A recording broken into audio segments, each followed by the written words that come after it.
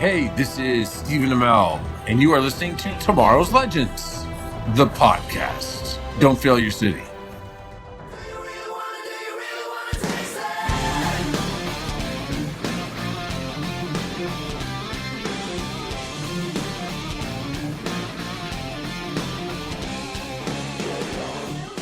Oh, you should see us dancing right now. Hello, all you Tomorrow's divers, Legends of DC, diving into Legends? How about just miscreants? I mean, that's what we're all... We really are miscreants if you enjoy this kind of show.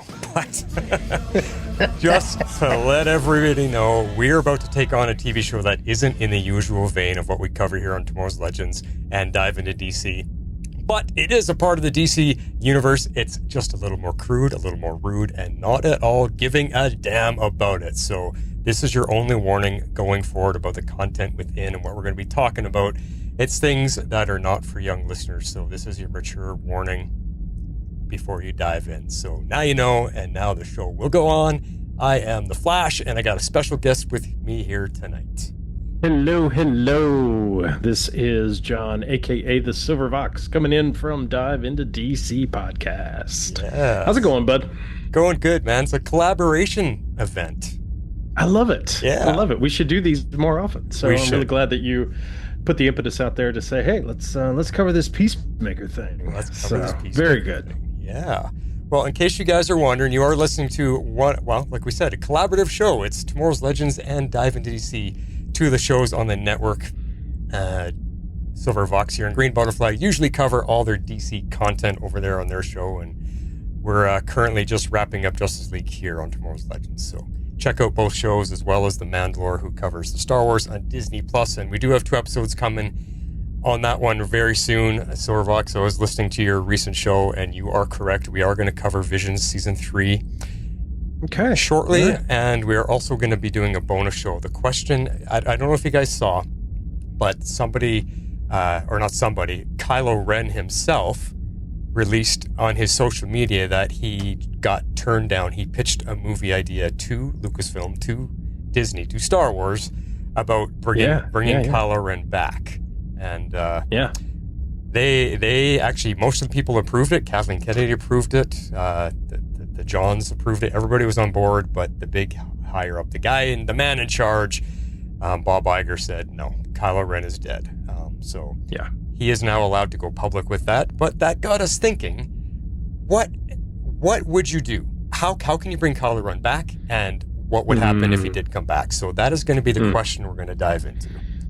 Excellent. Yeah. They had a full script. They had Steven Soderbergh prepared to direct. I mean, they were ready to go. They were. And yeah, so that'll be a great discussion on how would you bridge that gap. So yeah, that'll be great. Yeah, exactly. So look forward to that coming on The Mandalore. We'll get those to you before Christmas. Don't worry about that. And we are looking at doing a massive Cybercast network-wide show, talking about some Airverse TV shows. So we'll let you know when that comes up and when we can figure all that out. But let's get into our overall ratings and impressions of Peacemaker Season 1. That is what we're covering here. I don't know if we actually said that at the top of the show. Did we say we're talking about Peacemaker? But we are covering... we kind of did. We kind of did. So the entirety of Peacemaker Season 1. We're not going to go through episode after episode and cover all the stuff. This is just a general discussion of how we thought the first season went. Meanwhile, at the Hall of Justice. So you open it up with your rating of the entire season. What did you think of this show? So for season 1, and I should say I've only seen episode 1 of season 2, so we are going to keep our discussion to things that just cover season 1. So from that standpoint, I am going to give it 8.5. Heroes who live and die by a code, no matter who's in the way.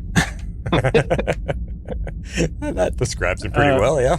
Yeah, this show was a delight. At the same time, it was really difficult. The content itself is really hard to get through, but it's so worth it when it comes down to it. And so, I found myself enjoying. It's like a train wreck that you can't look away from. That's so true. But I really found myself, the more I got into it, the more I got into the characters, the story. It really grabbed me, and it moved me emotionally in ways that I didn't think was even possible from this group. So, so 8.5, very solid, very solid. Nice. Yeah, I'm fully in agreement with you on a lot of those thoughts, and we'll maybe dive into some of those ideas a little further. I'm giving this a 9 rude awakenings I didn't know I needed. Now, here's the thing. Like, I'm not the biggest fan of James Gunn movies. I mean, The Guardians were okay. The first one especially was pretty good. And Suicide Squad, while it wasn't my kind of superhero film, it did have its moments that shined, and some were just over-the-top fun. And one of those moments was Peacemaker killing Rick Flag, where we unexpectedly saw instant regret on his face from that point on. James Gunn knew he had more story to tell with this character. And that is where I think Gunn can shine, when he has a full series to flesh out stories and character arcs, when he has the time to develop everything, whereas in his movies, I feel like sometimes he doesn't know how to fit everything into only 2 hours to tell a story, and sometimes it comes out a mess. And that's where I think we come to Peacemaker, because I loved it. It took a messed up, rude, and crude character and gave him depth, gave him substance, and gave us, the viewers, a chance to understand him and why he is the way he is. Because when you just look at Suicide Squad, he's the biggest jerk there is. And when you look at the beginning of this show, he's still the biggest jerk there is. But like you're talking about, there's this massive transition that happens with this character, and we're going to talk about that. But to be able to do that over a course of 8 episodes, change a character, the biggest a-hole you've ever seen, into, like you described, someone you care about, someone you're vested in, and you want to see what happens, that is storytelling. And I looked this up. Yeah. Like, this has an average of 8.3 out of 10 out of over 200,000 ratings on IMDb. That's a pretty popular and highly rated show. 8.3. Yeah. Not many shows get up that high. So, yeah, Peacemaker is he's doing really well. So, good stuff. Oh. Yeah. It is so surprising, right? Because you're starting with it and you're like, I can't see where this is gonna go anywhere. But it really does right off the bat. It does right off the bat, and we'll get into it. So the way I laid the show out tonight is we're just going to go over a rough outline of the major characters that are at play here in season 1, and then I just wrote a bunch of points down, and we're just going to basically talk as the season went on, and hopefully that'll drive some conversation. We'll get into some of these things that we're bringing up. So let's move into our show. Gathered together from the cosmic reaches of the universe. All right, so the characters, rough outline. Let's start with the main guy himself, Peacemaker, otherwise known as his alter ego, Christopher Smith. Now, as an overall outline for him, like, he is a rude and crude killing machine. He kills bad people so the world can have peace. But like you kind of touched on in your saying there, like he says, I don't care how many people I have to kill, I just want peace. And it's such a it's such a funny conundrum of how he puts those two things together. It's crazy. Yeah. Well, it's living by a code, right? Yeah. And this, I think, really drove something in me, because I'm motivated by a lot of the same things, right? I mean, it's like, if you have your faith, your philosophy, your code of how to go about things, it drives you, right? And so I really identified with him in this respect. Yeah, because he doesn't shake or waver from his code at all. No. Throughout the show, and that takes strong character values for sure. Absolutely. To be able to do that, yeah. I mean, it's similar to me, like where I relate that to myself, and kind of how he had too, like his love of animals. I related to that. His connection to Eagly. I mean, that sometimes you'll see him jump up there. Cyber sits beside me all the time, and he's my best friend in the world too. And I relate to that whole relationship. And there's nothing I wouldn't do to make his life a better life. And it's just a lot of, like you said, there's things to connect with this character on. But talking about him being a killing machine, like, he is really an efficient killer, expert in all weapons. Anything that can be used as a weapon, He's a combat marksman, basically is how to describe it.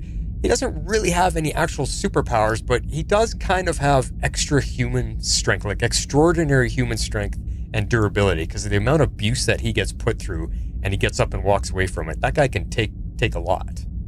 Yeah. And what I really appreciated was the silly looking helmet, right, that he wears. Yeah. But what we come to find out is that he's got all kinds of different abilitied helmets. And so that was really cool to say, okay, well, this one does a sonic blast and this one does x-ray vision and this one does, kind of a thing. So so the development of all that was really cool. And we'll get into that a little more. I do have a section in here about his costume in particular, because superheroes have costumes. So we'll get back to that for sure. Cool. It is fun. But and then when you look at the other side of it, like where we say he's the biggest jerk and all that, because he's a loud, obnoxious, sex-craved, no filter to what he says, seems to miss simple situational cues type of person. Like, it's just, and that's where I laughed a lot, like how much just went over his head.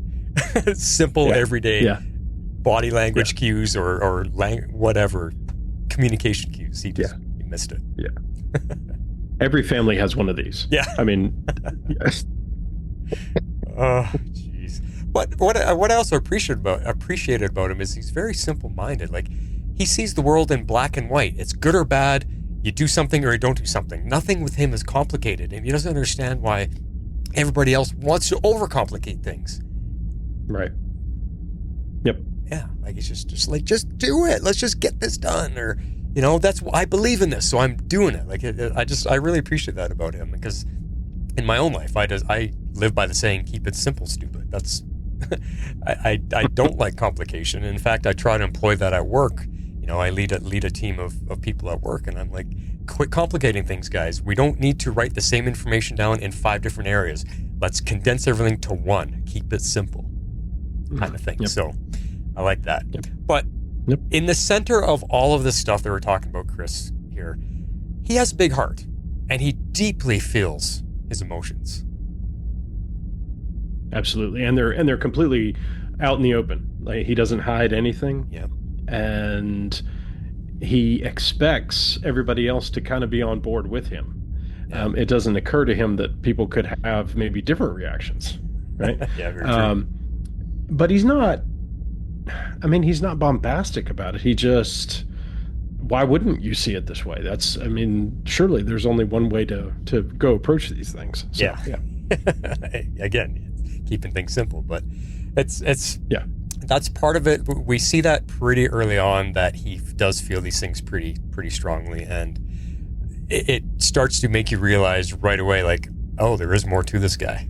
He's not just a killer, and that's where this show really starts to take off. So let's talk about the next. I would say probably biggest player here would be Emilia Harcourt, and I really also fell in love with this character because she is very troubled herself. There's a lot of stuff going on with her, and as the season goes on, you really start to learn, like, damn, like this woman's been through a lot, and she's bottling up so much.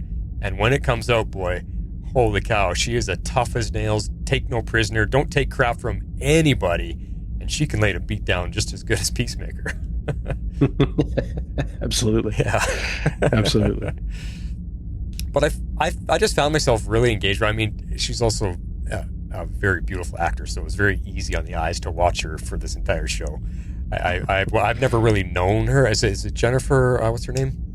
Jennifer Holland. Holland, yeah. I didn't really know much about her before this. I'd never watched her in anything else. So and I don't know whether you know or not, but she is Mrs. James Gunn. Yes, that I know. Yes. Yeah, and in fact, I think that happened during the filming of Peacemaker, did it not, or something, or after Suicide Squad? No, I think they were together before. He did include her in Suicide Squad. That was kind of her introduction into the character. So, yeah. But what I like about her is how loyal she is to not only the cause, like whatever mission she is on, she is steadfast in completing that mission, but the loyalty to the team. When she builds the team around her, she'll stop at nothing to protect them and make sure they're okay too. Like, she's a great leader in that type. Yes. Yeah. I just appreciate her. So then moving on, next we have Vigilante, known as Adrian Chase. And he is Peacemaker's self-proclaimed best friend, even though Peacemaker never ever says it. In fact, when I was trying to find our clips tonight, there was a line in there where Peacemaker was saying to Adebayo, "Don't tell Adrian this, but you're my best friend, not him," kind of thing. There was a line in there, so I was like, that's pretty funny. Yeah. But Vigilante, I mean, self-proclaimed best friend. He's also really loyal and willing to do anything to help Peacemaker. He wants to be a sidekick so badly. He'll do anything that he asks of him. Doesn't question. Yeah. And takes a bunch of abuse from Chris and from the team in general. Mm-hmm. But yeah, even goes through physical torture, just so Peacemaker has a chance to, do what he needs to do. So incredibly I mean, I don't know another word besides loyal. Yeah, just really, really dedicated. That's another word for it there, yeah. But himself, he's also a ruthless killer. But what's different with him is he happily takes lives and he laughs about it, makes jokes about it afterwards. But he has a soft spot for creatures as well. Like he loves all kinds of creatures. But it just blew me away the lack of not accountability. What is it when you're missing that, when you kill somebody and you don't even care? What's that word I'm thinking of? He's remorse. Remorse, yes, thank you. Like he just doesn't feel it at all. Like I said, he jokes about how he just killed somebody. Crazy. Like this guy's crazy. Yeah. Well, and they have a great time together, like just destroying old appliances and machinery and stuff like that. I mean, that's how they kind of get their fun, is destruction. Yeah. That's why they have a good time together. But he's also he's not a big dude. He's just a regular guy like you and me. But man, is he surprisingly adept at fighting. His martial arts, his acrobatics. Wow, that guy. I mean, there's that scene that we'll talk about later in the prison. He takes down an entire prison of guys. Like he gets jumped by 6 or 7 of them, and he takes them all on. And these are great, big, muscular prison dudes, like hardcore fighters. And he has no trouble fighting multiple people at once. Yeah, no, it's fantastic, and I absolutely adore the actor. I'm trying to pull up his name, but I also love that he was brought in almost after 2/3 of the season was filmed with somebody else in this role, and I can't imagine. Oh, really? Yeah, I can't imagine seeing anybody else like a different actor fill this role. Yeah. Oh, I mean, he is fantastic. I did not know. Yeah. Freddie Stroma is the name. Yes. Yeah. Yes. So, I mean, he plays the part so well, because you look at him here and you can barely recognize him on his IMDb profile picture. Like, man, hardly looks like the character. That's crazy. But yeah, so funny friend. Interesting watching his journey. What I find with him is he didn't really change a lot over the course of the show. He's probably the one character that really pretty much stayed the same. He didn't really learn any new lessons. He didn't really become a better person per se. Maybe a little bit, but he pretty much is the same guy all the way through. Agreed. Yeah. All right, well, let's move on to Leota Adebayo. So she's the rookie on the team and doesn't really understand all the quirks and the rule breaking that they seem to get away with, because she always wants to follow things by the book. At least in the beginning. That's where we get the feel. Because she's a rookie. She's trying to prove herself. Yeah. She's so excitable. She's so wanting to fit in right away. Right. And just so awkward. Yeah. Very awkward. Yeah. Very awkward. Doesn't know. Because didn't she say when she's nervous, she can't shut up and she's just talking. Yeah. Kind of like now. Yeah. But so lovable at the same time in her awkwardness. That's what I loved. Yeah, so. Very much so. But you know what I really liked about her, though, is early on when everybody is just looking at Peacemaker as this big, dumb, musclehead killer. He's a jerk. He's an a-hole. She seems to be the only one that sees through all of that and sees that Chris is a troubled man and he's struggling from trauma. He's struggling from something. And that he needs somebody to just confide in, someone that can just trust him and show him some, basically, compassion and some love. And where everyone else just sees him as the big jerk, she's the one that says, hey, I think I can be a friend of this guy. Like, he needs someone to put his head on their shoulder for. And I found that really interesting that she was able to just break through all of that. Yeah. Yeah. No, it was great. And which makes what she does toward the end even harder. So, yeah, we'll talk about that. Yeah. Don't forget to bring that one up. Yeah. But she does learn a lot of hard lessons along the way, how to deal with people and situations. I think she had probably the biggest crash of crash courses in being a field agent for the FBI in this scenario.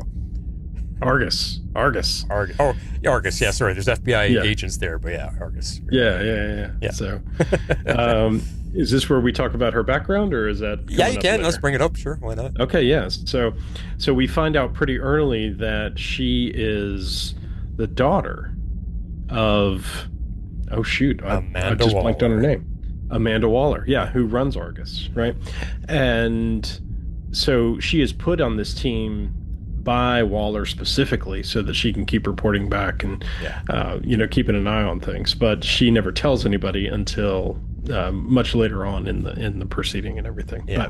But so it's an interesting dynamic that she's our eyes and ears, right? We're seeing all the action basically through the lens of her. So she's our point character. So it's interesting from that standpoint. Yeah, exactly. And you see her grow and change quite a bit over the season, which kind of helps us grow and change as viewers to what we think about these characters, because we're, like you said, we're seeing it through her eyes. Yeah. All right, let's move on to the computer hacker of the team, John Economos, which is such a crazy name, Economos. Where did they come up with this stuff? But the computer hacker of the team, like this guy, he just seems to be fed up with everything and doesn't give a damn about anyone or any of it. But he's quietly brilliant when it comes to computer hacking. He can break into anything and create anything that is needed when it comes to computer systems and going online. So that was kind of neat to see his character, because in the beginning you're just like, who is this loser? Like, how is he going to help the team? But he does prove himself. Well, and the interesting thing that carries over from Suicide Squad with him is that he leads the internal team against Amanda Waller, and so in the film, and so so now he's kind of on the outside of things. She's kind of obviously gotten him out of the office, but kind of put him on this loser team, if you will. Yeah. And so there's some carryover there as well. So. Yeah, it's interesting you bring that up. It's almost like she built the team to fail. Like, here's the loser team with my biggest rejects of who I have on staff here, and let's just put them together and watch them fail. Yeah, exactly. Yeah. So, but since she can't use Task Force X anymore, all the metas and all the weirdos, right? Yeah. She's put this team together to. If they fail, it's okay. Yeah. So exactly. Yeah. And she's pretty much expecting them to fail. Yeah. But Economos, it's funny because in the beginning, like, his story arc is he's very cowardly and very nervous about everything, and you finally see him step it up near the end of the season when he takes on what's his name, Judo Master. Yeah. And, is able to actually beat him in a fight.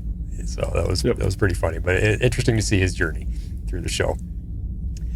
Well, let's talk about the team's leader, Clemson Mern. So he's the stoic, kind of quiet leader of the team. He doesn't really say anything, but he's got, like, before we know what happens to him, we'll reveal that in a second, but he just seems to be so emotionless and expressionless about everything. Like, he just doesn't react to anything at all. But he's very protective of his team. Yes. Yeah. And he knows the purpose, and he's very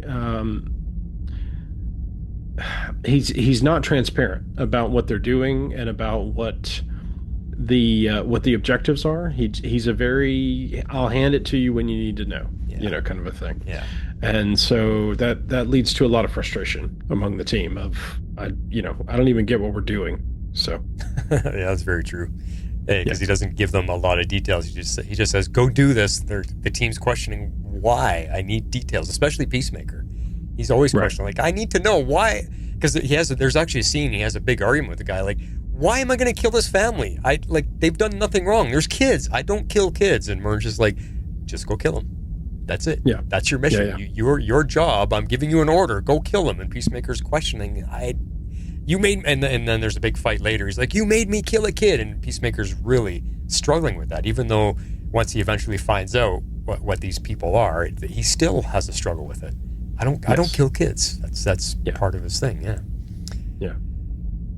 All right, a couple of the side characters here. So Detective Sophie Song and Larry Fitzgibbon. Now, these are the bumbling FBI agents that I kept referring to.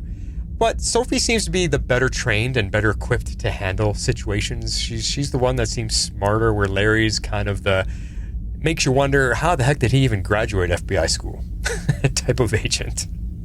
Yeah. But, I mean, they ultimately don't make it out of this anyway. Yeah, exactly. So, Judo Master, small in stature ninja warrior, dressed to me like a Ninja Turtle, really, which I thought was kind of funny. But this character, like, I'm guessing he had some type of enhanced abilities, because for someone who's 4 foot nothing, he was exceptionally strong, excellent fighter in all aspects. I mean, he was beating up on the team all by himself. Yeah. Yeah, it's never really explained how he's able to do these things and how he's able to heal after injury and so on and so forth. But yeah, there's definitely something different about him. Yeah. I do not know the history about this character. I've never actually looked him up to see what there is, or is he a made-up character for the TV show? I don't know, but yeah, he is. Is he's new to this. Oh, yeah. Okay. So just interesting. But I mean, he was pretty funny. I got the actor's name here is Nut Lee. Yeah. But I mean, he did great, because he obviously knows his stuff to be able to perform the stunts that he was doing. All right, the last character I want to bring up, a pretty important character in the likes of Peacemaker himself, but it is Eagly, the mighty eagle friend, the familiar, the true sidekick of Peacemaker. I loved Eagly.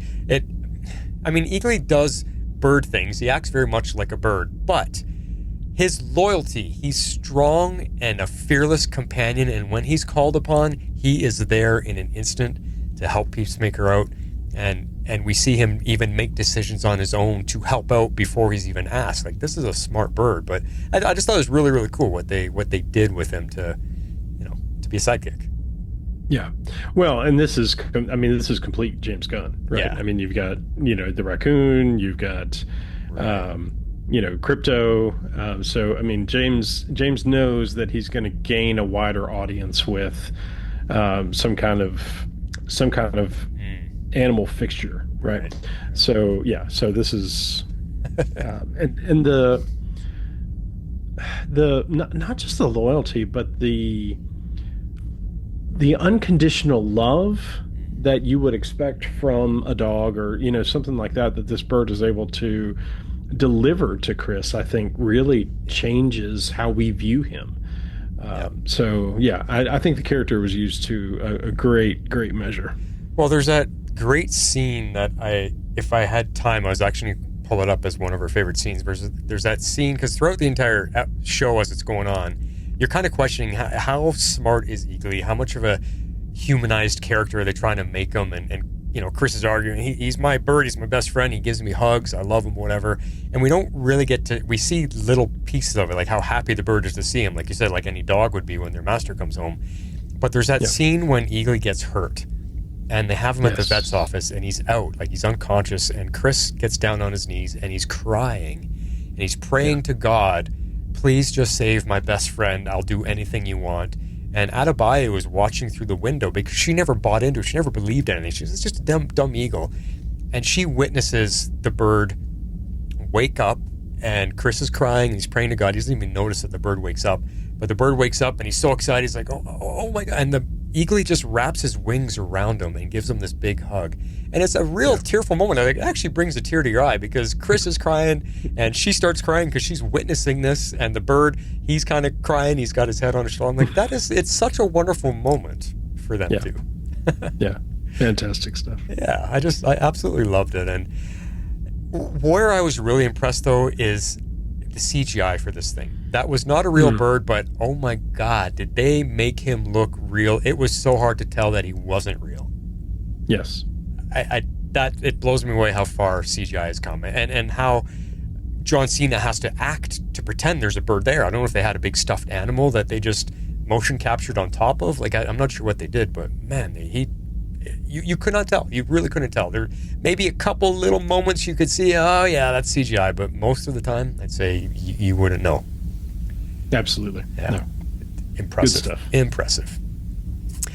All right, well, that's wrapping it up for our characters. Let's talk about the show now. Let's get into it. And we cannot discuss Peacemaker without starting with the opening number. Let's talk about that opening sequence, because I don't know about you, but the first time seeing it, you're going, what the F is going on? What is this? I'm watching a musical superhero. What's happening? I know we've had episodes on The Flash and Supergirl of singing and dancing, but you're like, what is this? But man, does it grow on you fast. It's such a catchy song. You heard it at the beginning of our show here. The dance with all the characters is frigging hilarious, and I ended up never skipping it once. I would watch it every single episode, and in fact, when I was feeling a little bit off or I just needed a chuckle, I would actually watch this just for fun. Yeah, no, absolutely. Yeah, this is not a skip intro, type of thing. Just, no. Type of deal. Yeah, and I've now seen season 1 more than twice, and you're right. I never skip it. Never. Not even the second or third time through. No, I don't, because no. And every time I watch it, I'm looking at a different character each time to see just what they're doing in the background or on the side, and you catch things. I'm like, oh, I didn't realize he was actually in the background there. Oh, look, that guy's there, and it's just oh. It's hilarious, because I've heard the cast talk about what they did to put all that together, and they talk about how absolutely horrible Robert Patrick, who plays Chris's dad, what a horrible dancer he is. Is that why they only had him thrusting his Yeah, exactly. Doing the crotch thrust. So funny. Well, I saw an interview with John Cena. He said he's a really bad dancer too, so they did many takes for him to finally get the steps down properly. Even though when you look at it, it's pretty simple, but it just cracks me up, because John Cena is huge, and to watch him dancing in that silly type of stuff, that's what cracks me up. Yeah. And then to lift up Judo Master at the end, that is the classic right there. It's just a great move. So I just loved it. The group, and we should talk about the music just for a second. The classic rock vibe of this entire season, and all the heavy metal bands and things of that nature. But Gunn especially loves a lot of these Scandinavian groups that a lot of folks have never heard of, and this is one of those. These folks are from Norway. Oh, really? And so anyway, it's just interesting. If you go through the soundtrack of the show, which I highly recommend. I do have it, actually. I just haven't actually gone through who's who. Really good stuff. It is.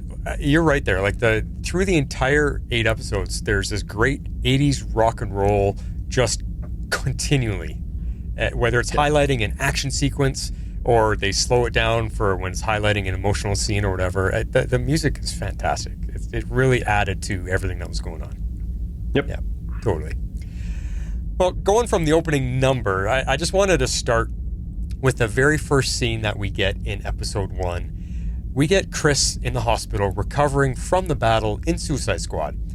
And as he's being released and he's gathering his stuff and he's trying to leave the hospital, he runs into the janitor outside who's just mopping the floor. And he gets into an argument with the guy about how many people of color he's killed versus white people.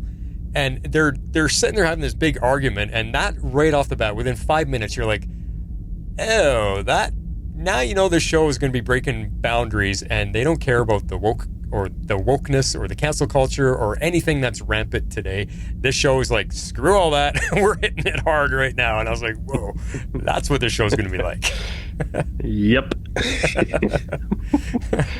I mean, it just was, what a funny way. And I mean, I have to admit, it's probably half the reason why I love this show, because it was willing to still just have fun with all that's wrong in the world and joke about how ridiculous things are right now. Like, I loved it. It just cracked me up.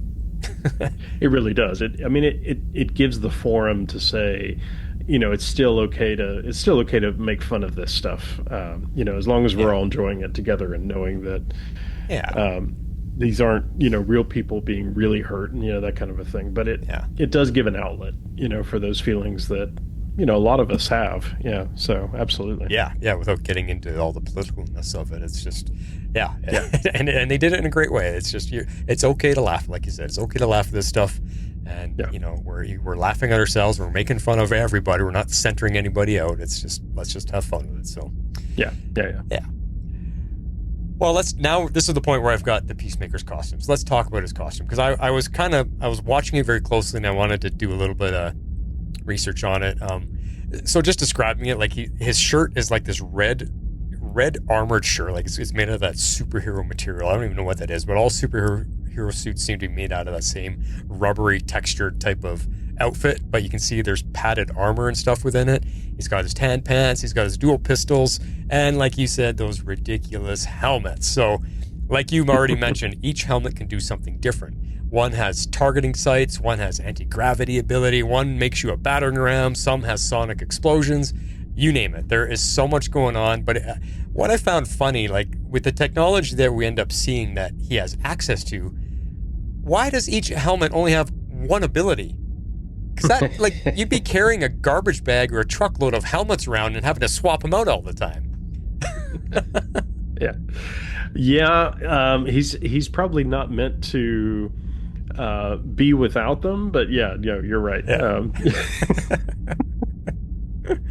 It's just funny. So it is. I mean, what did you think of the costume? Because at first glance, you're like, he's pretty ridiculous looking, especially with the helmet. But the outfit itself is fine. It's got the dove on the chest there.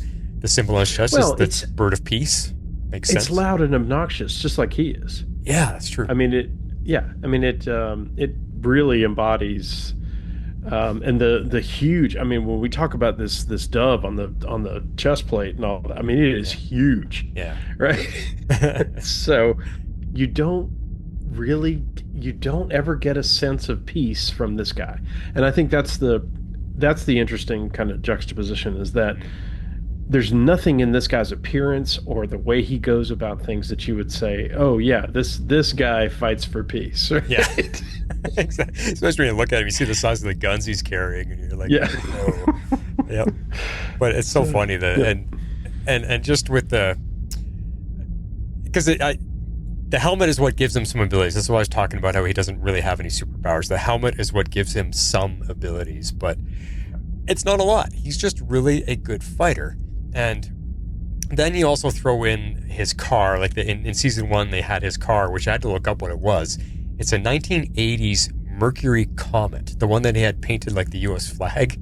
Like a Mercury Comet. I don't remember ever seeing that car on the road before, but hey, it's cool. I like 80s cars. Yeah. Oh, yeah. Very cool. Yeah, very, very cool. So, yeah, no, Peacemaker's costume, just like you said, very loud, and but it's comic booky looking too.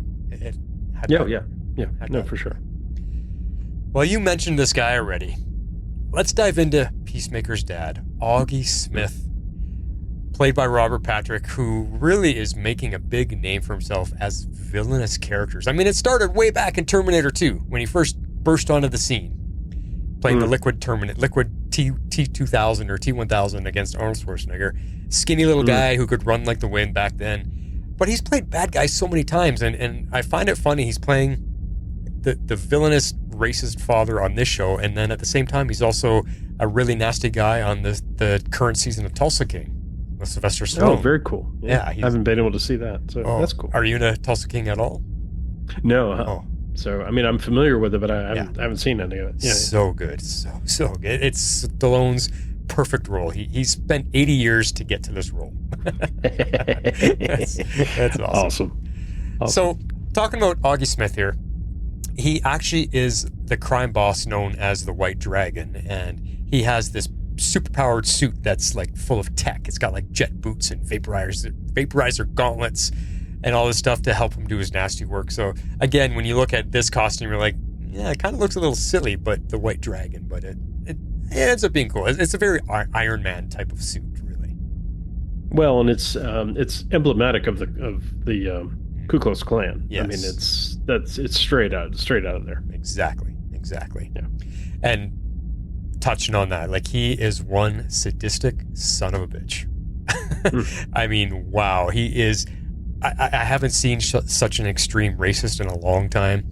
He's abusive. He forces his kids to kill. He tortures his own kids when they don't do what he wants. He makes them fight each other and never, ever shows them any love or compassion at all. Yeah. We never see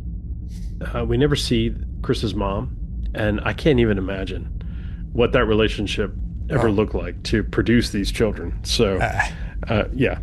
And did they explain what happened to her? I can't remember if they said. I thought there was maybe a line in there. Maybe a line, but I don't remember anything specific. No. I think she died from what I remember, but yeah. So I mean, this guy, he's the worst of the worst, and you got to know, like, there is people like this all over North America. There, that are just like this, and it goes unchecked. It goes without notice. People don't even know that there's people treating their kids like this. And the childhood trauma that he causes Chris is off the charts. Like, to me, I look at Chris, it's a miracle in some fashion that Chris isn't worse than he is. Like, or he should be in some type of institute.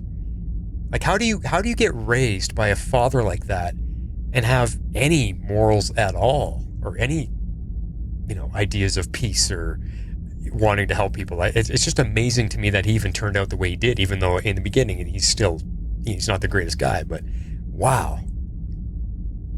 Well, and what's so sad is that Chris spends a lot of his motivation trying to still gain his father's affection, right? Yes. And just think how incredibly sad that is to still want that affirmation and that sense of security and love from your abuser. I mean, it's a classic trope as such, but it's so powerfully told between these two guys. And I mean, hats off to Robert Patrick. He's phenomenal in this role. And I do know from season 2, it's a complete flip in terms of what he does with this role, which makes it even more extraordinary. What he's able to accomplish here. So yeah, and it's funny you actually said that, because I met Robert Patrick just last year, actually.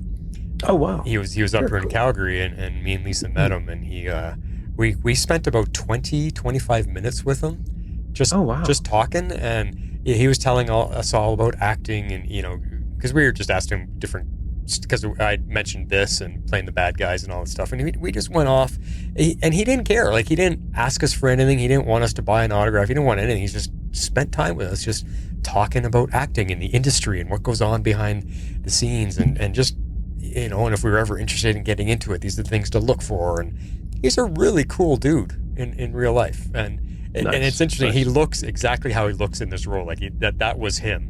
They didn't do much to makeup or hair or anything. That was pretty much him. But what's crazy? Like, when you look at him in these scenes, you look at it, it's like he looks like a mean son of a gun. His eyes still look like, even though when he's friendly and he's smiling at you, his eyes pierce right through you. And you're thinking, man, if this guy ever got mad at me, like, he'd scare me, because he does have that look to him. It's crazy. Yeah. No, it is funny, because you hear James Gunn and Jennifer Holland talk about, this, they're like, he's literally the sweetest man on earth. Yeah. So for him to be able to portray this as well as he does, it's quite scary. It's quite scary. Yeah. But so it's just cool that I know from firsthand, for sure, he's a great person. But this, how he's able to play this character and to show us the history of where Chris came from. We'll get more into it as I got another big section about Peacemaker, but it's just, like I was saying, I'm shocked that Chris turned out the way he did. And like you were touching on, he continually kept going home like, Dad, I just want you to pat me on the back. I just want you to say you're proud of me for something. I just want you to be happy to see me. And like, he just continually looks for something, for approval, for acceptance, for anything from his dad, and he never gives it, not even a hint of it. Yeah. Well, and the only story that he can find that he can relate, right, is the suffering of other people. One of the other characters from Suicide Squad, and he talks about this fear and phobia, and what this guy went through at the hand of other people, and they have a big laugh over it, and like that's their common ground is mutual suffering. It's what they connect really bad. On. Oh, it is so bad, but Chris has to fall into that trap just to get something from his dad. He has to, because he realizes nothing else is working. So it's, oh, Dad, did you hear how I ripped this guy's nuts off? Like, oh my God. And then his dad's like, what? How'd you do that? And he's all interested. So, yeah. But then the other interesting thing is that at least from season 1, it turns out that he's the one that's making the helmets for Peacemaker. Yeah. What? Where does this guy have the ingenuity to do that? He does not seem like that type of character to be able to come up with something like that. Yeah, but he also builds his own White Dragon suit, right? So, obviously there's a lot going on there. So it's something we never fully get the answer for, because he just seems like the redneckiest of rednecks there ever was, and trailer park trash, as you would call it, right? It just does. Indeed. It's surprising that he would have any type of brains for that kind of thing. Yep. All right, let's move into the Argus team themselves. So, just talking about this team as a whole, as we're going through the journey with this team. If there ever was, like you said earlier, a bottom of the basement organizational dysfunctional team, these guys are it. They, from the first few episodes, like, it takes them pretty much all season long before they actually learn how to work together. Like, nobody gets along. No one gives a damn about each other. The back and forth insults, they're hilarious, but they just ripping new holes into each other every chance they get, and they do not care about each other. Yeah. The only one who comes away with without getting in that line of fire is Adebayo, interestingly. So, because she's the new one. You're right. Yeah. But yeah, he Chris is always on Economos calling him Diebeard, and he's quit doing that. Quit doing it. But yeah,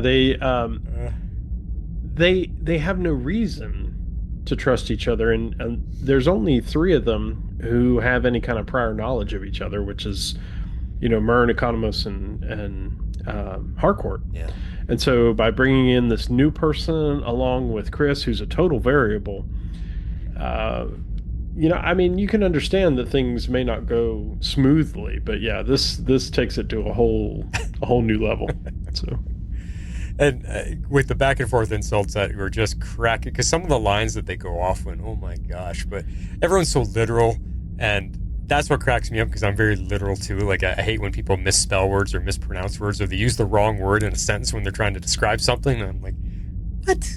You mean this word? Oh yeah, that one. Like, oh my gosh. Like, so that's, I just laughed. I appreciated them being so literal and with each other, and just constantly correcting each other, and just jab. Yeah. And if you if we convince you to go and watch the season, which if you haven't already, don't skip over all the way to the end, because the cutscenes at the end of each episode are hilarious. It's John Cena at his absolute best usually. So it's amazing. And, well, actually, now that you say that, did you know, Mr. Storvox, that many of the back and forth bits are totally off the cuff and ad-libbed? Oh yeah, totally. They are like, they just had a basic script and were directed to just go off and say whatever comes to them. And man, with especially John Cena and Vigilante, the 2 of them, the stuff that they could come up with on the spot. Yeah. I can't even imagine. You're on set and you've got hundreds of people watching you, all the workers and everything, and you can just go like that. That takes a special talent. Yeah. Cena, I think we look at John Cena and we say, here's a one-dimensional, maybe two-dimensional, kind of a guy. And what I have come away with throughout this whole experience is that he is one of the richest, just men of depth. What he's able to bring out of this character, his performance is layered. It's truly incredible. So. It is, and we're going to talk about his journey, which includes some of that. But I agree with you, and just talking about John Cena, because he started in the WWF or the WWE. Yeah. And again, he's just a musclehead. He's just a big guy and throws his body around. Like, what's he going to do? But the range that he has, and we'll talk a little more. It's just so impressive. And I want to ask you, have you seen his most recent movie, Heads of State? No. With Idris Elba is his co-star. Yeah, absolutely fantastic action comedy. Okay. Oh my God. Is that the one on Prime? Yeah, it's on Amazon Prime, man. Okay. And it just keeps getting better and better and better. It just escalates. Just when you think the action can't go over the top anymore, it goes more over the top. And John Cena's at the top of his game, and it's just it's so fun. I've watched it twice, and I sat down with Lisa, and she had a great time, and it's nice. It's a fun action comedy. Nice. Okay. I'm gonna have to add it. Yeah. Nice. For sure.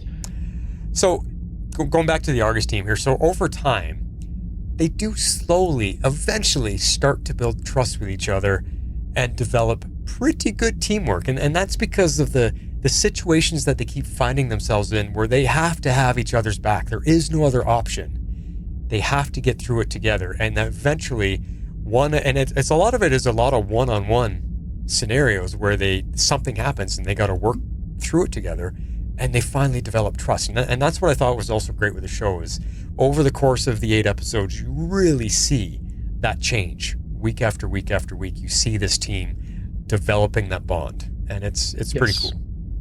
Yeah. Yeah, it was. And yeah, it's neat to see that and I think, again, the strength of having a series, right? Like you were talking about, and what Gunn is able to bring out of these characters develops so much more organically than having to force things over a short time period, like you're saying in films. Yeah. So, yeah. Exactly. But I really do have to credit that I would say a lot of that teamwork and trusting with each other is because of Peacemaker. Somehow he turns them all into loyal friends that have each other's back, no matter what the situation is. And even Harcourt develops a strong, loyal bond to Chris. We see that in the end. She finally starts doing something nice for him and saying goodnight to them. And because for the entire season, she won't even tell him her first name. And she finally opens up to him, which actually is coming up in one of her favorite scenes. But there's I think it's pretty cool to see that you've got this ragtag weird mix of team, and you bring in Chris, and because of him constantly fighting about we're a team and we need to have each other, like they all do eventually come together. I think he was the glue that kind of got them to stick. Yeah. Yep, I agree. Yeah. So pretty cool. And I love Harcourt's finally coming around to him, because he had a crush on her. Like right off the bat, he had a crush on her. As soon as he saw her, he's like, whoa. And he was just crushing on her hard all season long, and she finally gives in and starts being nice to him. So that was nice to see. But then, like I was saying earlier, like Adebayo, she really is the only one that sees him and the trouble he's going through, and she's the one that breaks through, and he eventually starts confiding in her and telling her about all the stuff his dad did to him and what happened to his brother and all these kind of things. And that's when she really starts to understand, damn, like this guy has suffered. Yeah. It's really, really difficult for him to establish friendships. And, even though Vigilante is his so-called best friend, right? Yeah. It's really difficult for him to talk about what's going on with him, right? And so Adebayo, she doesn't represent any kind of threat in terms of he's got to keep up a certain bravado or appearance or anything like that, because I mean she's a lesbian, right? So there's nothing that says, okay, well, she's going to be an object for attention and affection and that kind of thing, but yet she's able to bring the softness that he needs to be able to confide, right? Because he's not going to do that with Clemson. He's not going to do that with Economos. I mean, Diebeard. I mean, so that dynamic with Adebayo, like you're saying, is I mean, she's as much a therapist as she is anything else, a teammate, kind of a thing for him. So, yeah, it really is a great dynamic. Yeah, no, you're right. Definitely right there. In fact, we do. There's a couple scenes, and I think we might have one coming up. There's a couple scenes where she has to calm him down and try to get through to him, and she did that a few times, and that's where he comes up to her and eventually says, like, "You're my bestie." That's it. Because you're the one that's. He's basically telling her, you're the one that's listened to me and understands. Because I think what's interesting with him is he knows how he is. He seems to acknowledge that I am this big jerk and I can't control my mouth. I just say stuff. I need just someone to understand me why I'm like that. And she's like the first one that's willing to give him that time. Yeah. You're right. All right, well, how about the main villains? So let's talk about these creatures, the butterflies. Because it took a few episodes for us to even know, for the reveal to come. Like, what are they talking about, butterflies? What is that? Just the code word? Because, Argus and FBI or whatever, they always have code words for missions that they're on. So I was thinking, what is butterflies? But, they kept mentioning this, and no one really knew what they're talking about until the one scene when they're spying on the family, and we saw how that family ate at the dinner table, and that was our first clue that something's up here with these things. What's going on? But when one was killed and we see the little butterfly-like alien fly out of that human host's mouth, then we understand you're just calling them what they are. Like, it was plain Jane. They're butterflies. Alien ones, but that's what they are.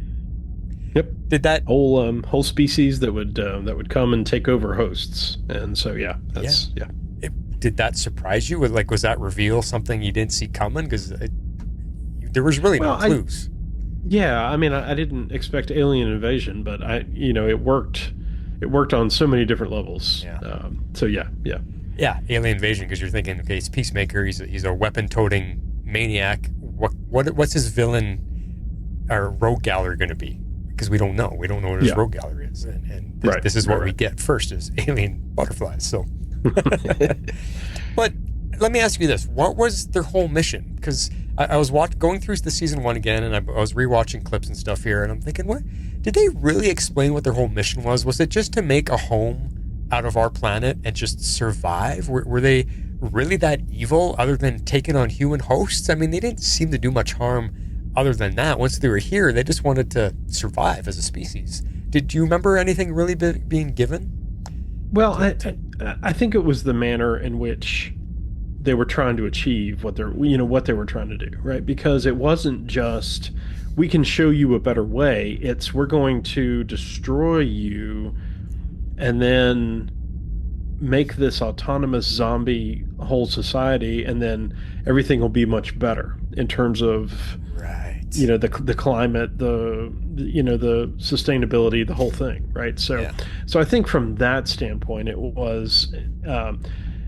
wasn't so much we want to work with you, it's we're going to destroy you so that we can make you do what is best. Right. That makes a little bit more sense. I mean, plus you're taking over the human host, which nobody wants to do, because I think the human body, the human itself is dead. Once they get in there, you're pretty much gone. They're just using your body, right? Right. Exactly. Yeah. So and they keep saying that, there's the memories of whoever this was, but they're not there anymore. Yeah. That's right. They take on the full life of whatever that person lived. They're able to remember. Yeah. Okay. So what about the reveal that Clemson Mern himself was one of them? That, for me, was a pretty good shock, because, I mean, he seemed like you didn't see that coming, but once you think about it and you realize that it actually makes sense because of his personality, because he was so off-putting and is so quiet and never expressed anything, it made sense once you found out, but when the reveal came, I was like, holy crap, I didn't see that coming. Right. Well, because this is the one butterfly who has a conscience per se, right? Yes. Because he disagrees with the collective's philosophy about how to do this, and so that's why he's totally on board with, Right. yeah, we got to destroy these things, right? Right. And I think that was very genuine. That wasn't just necessarily an Argus directive for him. I think he really thought, like, this is not good. Like, you guys aren't going to survive this. So we do need to take these out and, contain this threat. Yeah, and I thought that was actually my next point in the notes, because I did find that really interesting that he was going against his own people. Yeah. He disagreed, but even though he took over a human host himself, I guess that's the only way that they could survive here, because as the butterflies themselves, they couldn't survive on our planet. They needed a human host to survive. And and I always love looking at the origin, like, do they go to other planets and do that with other creatures? Do they do that on their own home planet? Do they, get into their sheep and their dogs and whatever animals they have and survive as in their host bodies? But I found it interesting that this guy would go against everything his people were trying to do, because essentially he's going to wipe his own people out, and then what's he going to do? He's going to just stay as a human being, just hopefully stay hidden. But it seems... Well, I mean, they are able to survive, but they're not able to accomplish what it is that they're trying to do, right? Because Peacemaker ends up holding on to one for a while. Yeah, in a jar. Yeah. So, I don't think they need the hosts, except for the fact that this is the only way we're going to get everybody else in line, is to take over the people. So That's right. Yeah, you're right. That's a good point, because he was surviving in the jar as long as Peacemaker fed him the goo that they needed, because they can't eat human food. So as long as he fed, and they seemed like they were almost developing a friendship too for the length of time that he had him. Yeah, I mean, they were understanding each other well, and the scene where Chris and Vigilante and the butterfly are trying to communicate with each other, and Chris gets the butterfly to understand, okay, 1 tap for yes, 2 taps for no, or whatever. Vigilante's like, what's your favorite color? No! It's a yes or no question. Yes or no. That's it. That whole exchange is just hilarious. I mean, that's one thing you can say about Vigilante. He was also clueless about so many things. He just didn't get it. Oh yeah. Like, this is how situational awareness is zero. Exactly. This is how you're supposed to operate around people. Like, come on. That's so funny. All right, I want to talk about Peacemaker's journey now, because this is ultimately what the entire show is about, is the journey of this character. The heart of the story is Peacemaker. And what was so surprising, and we've touched on it a lot here, is how human he really was. Like, struggling with so many things that we have all gone through in life ourselves. Maybe not to the extent that he did, like the trauma, but that's what really connects you to the character. Like, they grounded him from all over the place, and all these crazy hijinks and crazy scenarios or whatever, but it allowed you to see that this was just a man suffering from so much trauma in his life. That's all. They really broke it down for us to understand that. Well, and essentially his biggest problem is loneliness. Yeah. Right? Yeah. He just wants to be connected to somebody, a team, a people, and the few times that we see him kind of go back to his place on his own, and he's just depressed. Sad. Right? He just needs a lift in his life, and nothing seems to be satisfying. Not sex, not anything else. It just seems to be satisfying that in him. So yeah. And I mean, speaking of sex, like, how shocked were you in episode 1? When, like, after he breaks it, he gets out of the hospital and whatever, and what's one of the first things he does? He goes to the bar, picks up a woman, brings her back home, and immediately there's a full-on sex scene, nudity and everything. He's banging away, and then it turns into a visceral fight, and he's fighting in his underwear.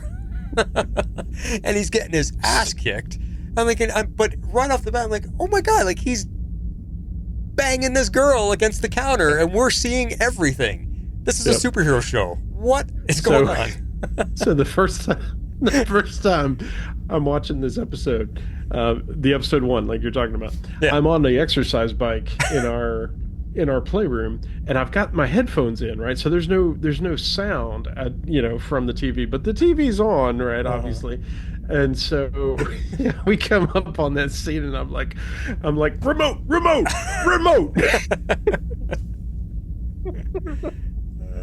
Because my wife and my son, they're walking through the room. Yeah, what is Dad watching today? We had no idea it was coming. Oh, okay, we're going here. Yeah. Oh man. Again, if the opening hospital scene didn't give you enough of a clue, then 10 minutes in, you knew what the show was going to be about. Yeah. Well. Oh yeah. my. Whew. Yeah. It was crazy. But going back to his trauma, just look at what he went through. I mean, you get all the abuse from his dad, forced to fight his brother in a pit while onlookers gambled on the outcome of the fight. It was like betting on dog fights or cockfighting. Yeah. And in that moment, he accidentally kills his brother with a lucky punch to the nose that causes a seizure, and his brother dies. He's carried the guilt of that his entire life, and he still cannot let it go and forgive himself. He has carried the weight of that I killed my own brother. I was forced to do it by my dad. I killed my own brother. The stuff that he went through is insane. And eventually he shot his own dad, right in the head. Eventually he gets to that, even though he's the worst, vile type of person, that's still his dad. And he just put a bullet in his head. I mean, that is killing your brother, killing your dad. All the stuff he went through is going to mess somebody up seriously. Yeah. No, absolutely. And, not just the fact that he had to be put through all of that, but then the anger, guilt, and shame that his dad keeps holding over him for the whole rest of his life because he did it, right? He told him to do it. He had that unfortunate thing, and then it's held over him. It's just it's trauma upon trauma. So it is some twisted. We're talking about Peacemaker, so I'm just gonna say it is twisted shit. Really is, because his dad forced him to fight. Then he's gambling on it, and he's telling him, fight, give it everything you got. And when he does actually do it, now he's, you stupid shit, you dumb fuck. You killed your own brother. And like you said, he's been hanging it over his head the entire time. He blames him for it. Yeah. But you're the one who set him up in this situation. It's an accident. Yeah. Oh my God. Even as adults, he's still rubbing it on them. Yep. Yeah.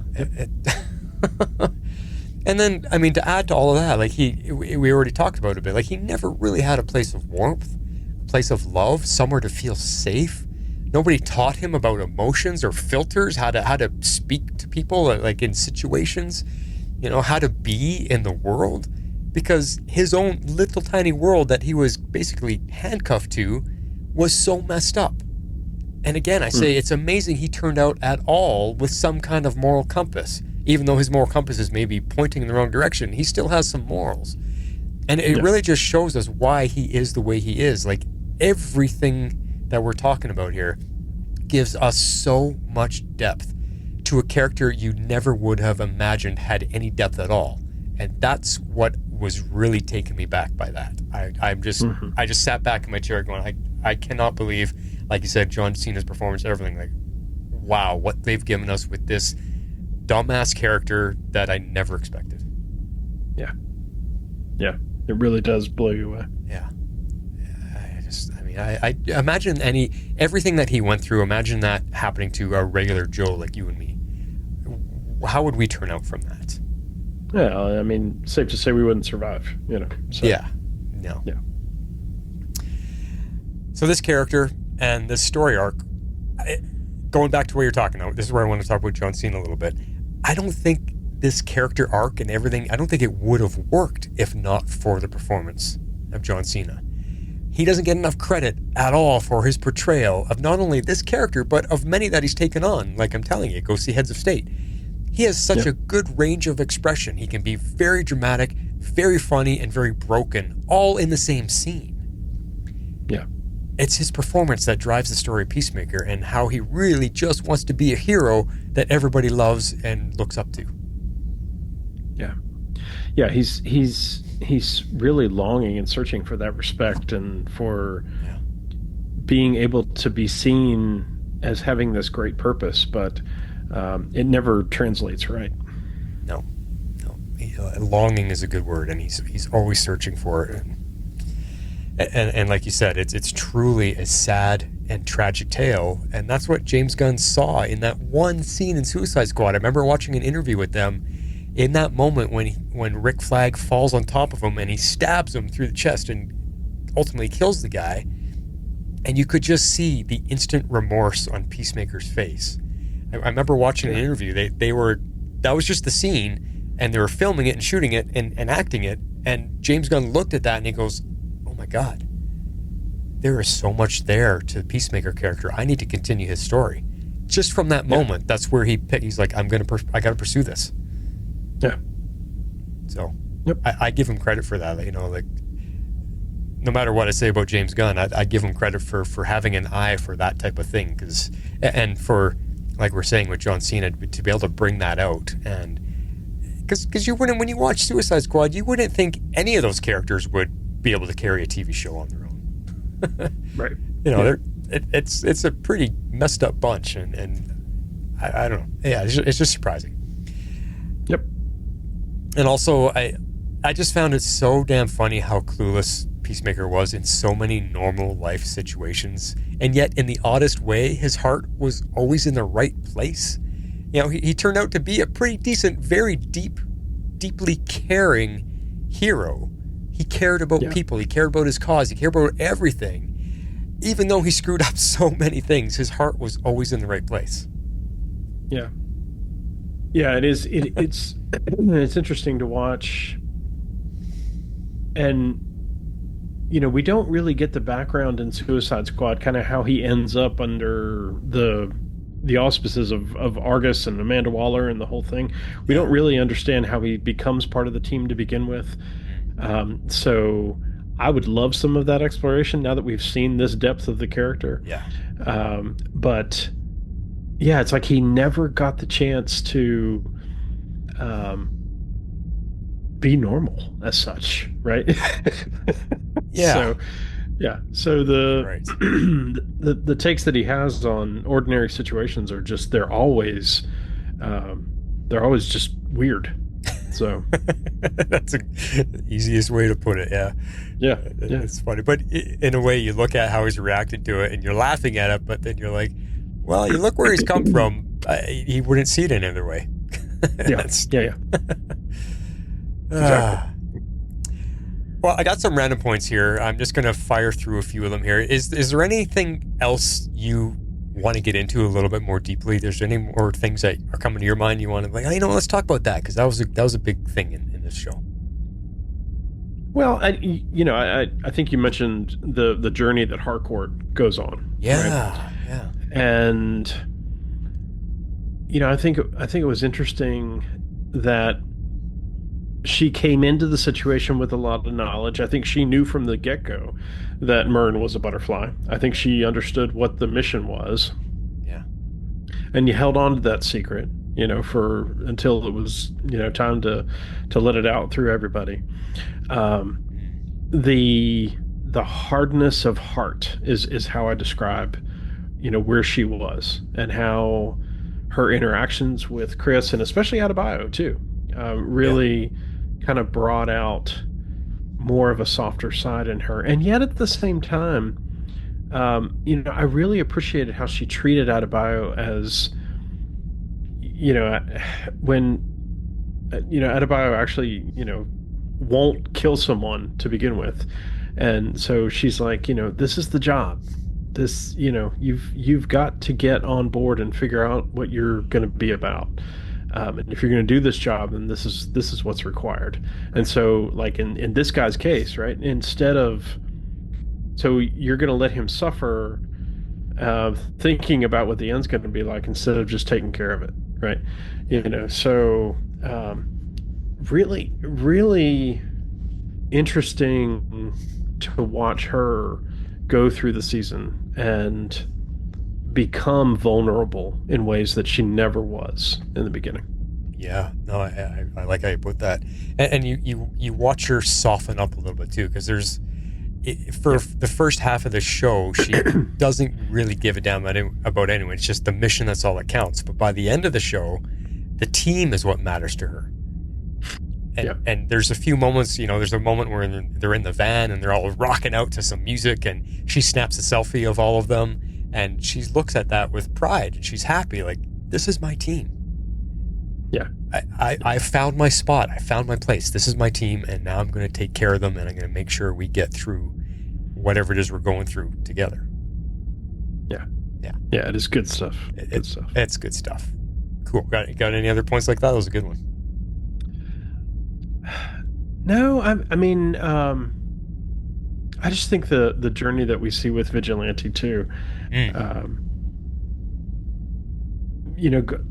kind of finding himself on the team almost accidentally, because he inserts himself into the big major op where they go to the senator's house, and turns out they're all butterflies and so on and so forth. And what I especially caught on from that was like it so undid Chris, because they're Murn's like, shoot the kid, and Vigilante just puts his hand on Peacemaker's shoulder, and he's like, it's okay, just give me the gun, right?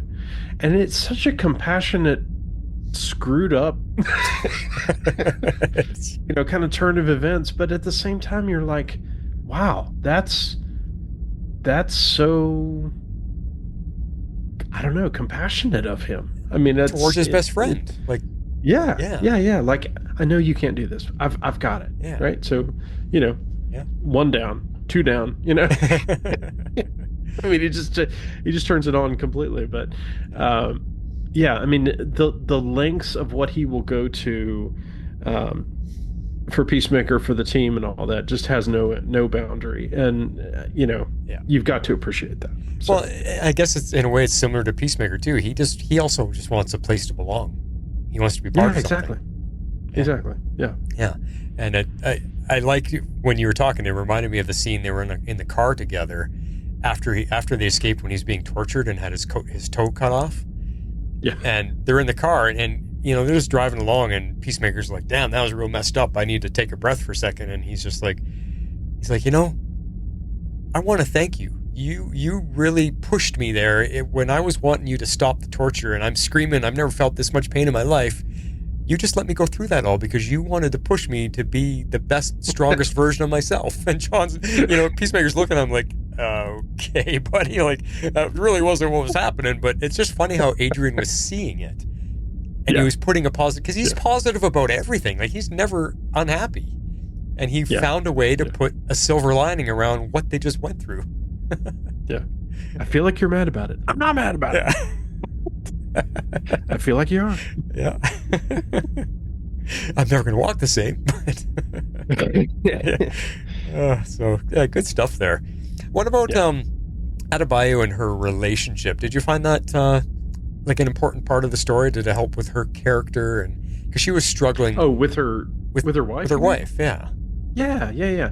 So, Adebayo had never been in any kind of situation out in the field where there was true danger, right? And so, upon Harcourt saying, "Hey, look, this is probably not a good idea for her to be in the vicinity of things," and so, for Adebayo to go through the awareness of what was happening and to send her and the dogs away and all that, I mean, that placed such a big burden on Adebayo, and it was interesting to watch, right? Because spoiler alert, it ends up costing her relationship, right? All this experience that she's gone through, right? We want to think they're okay in the end, but it turns out that they're not, so it's sad. It's sad, but just to say, okay, if you're going to take on this life, then it makes relationships difficult, right? I mean, it's kind of superhero 101. Yeah, exactly. Which is always a good story to tell.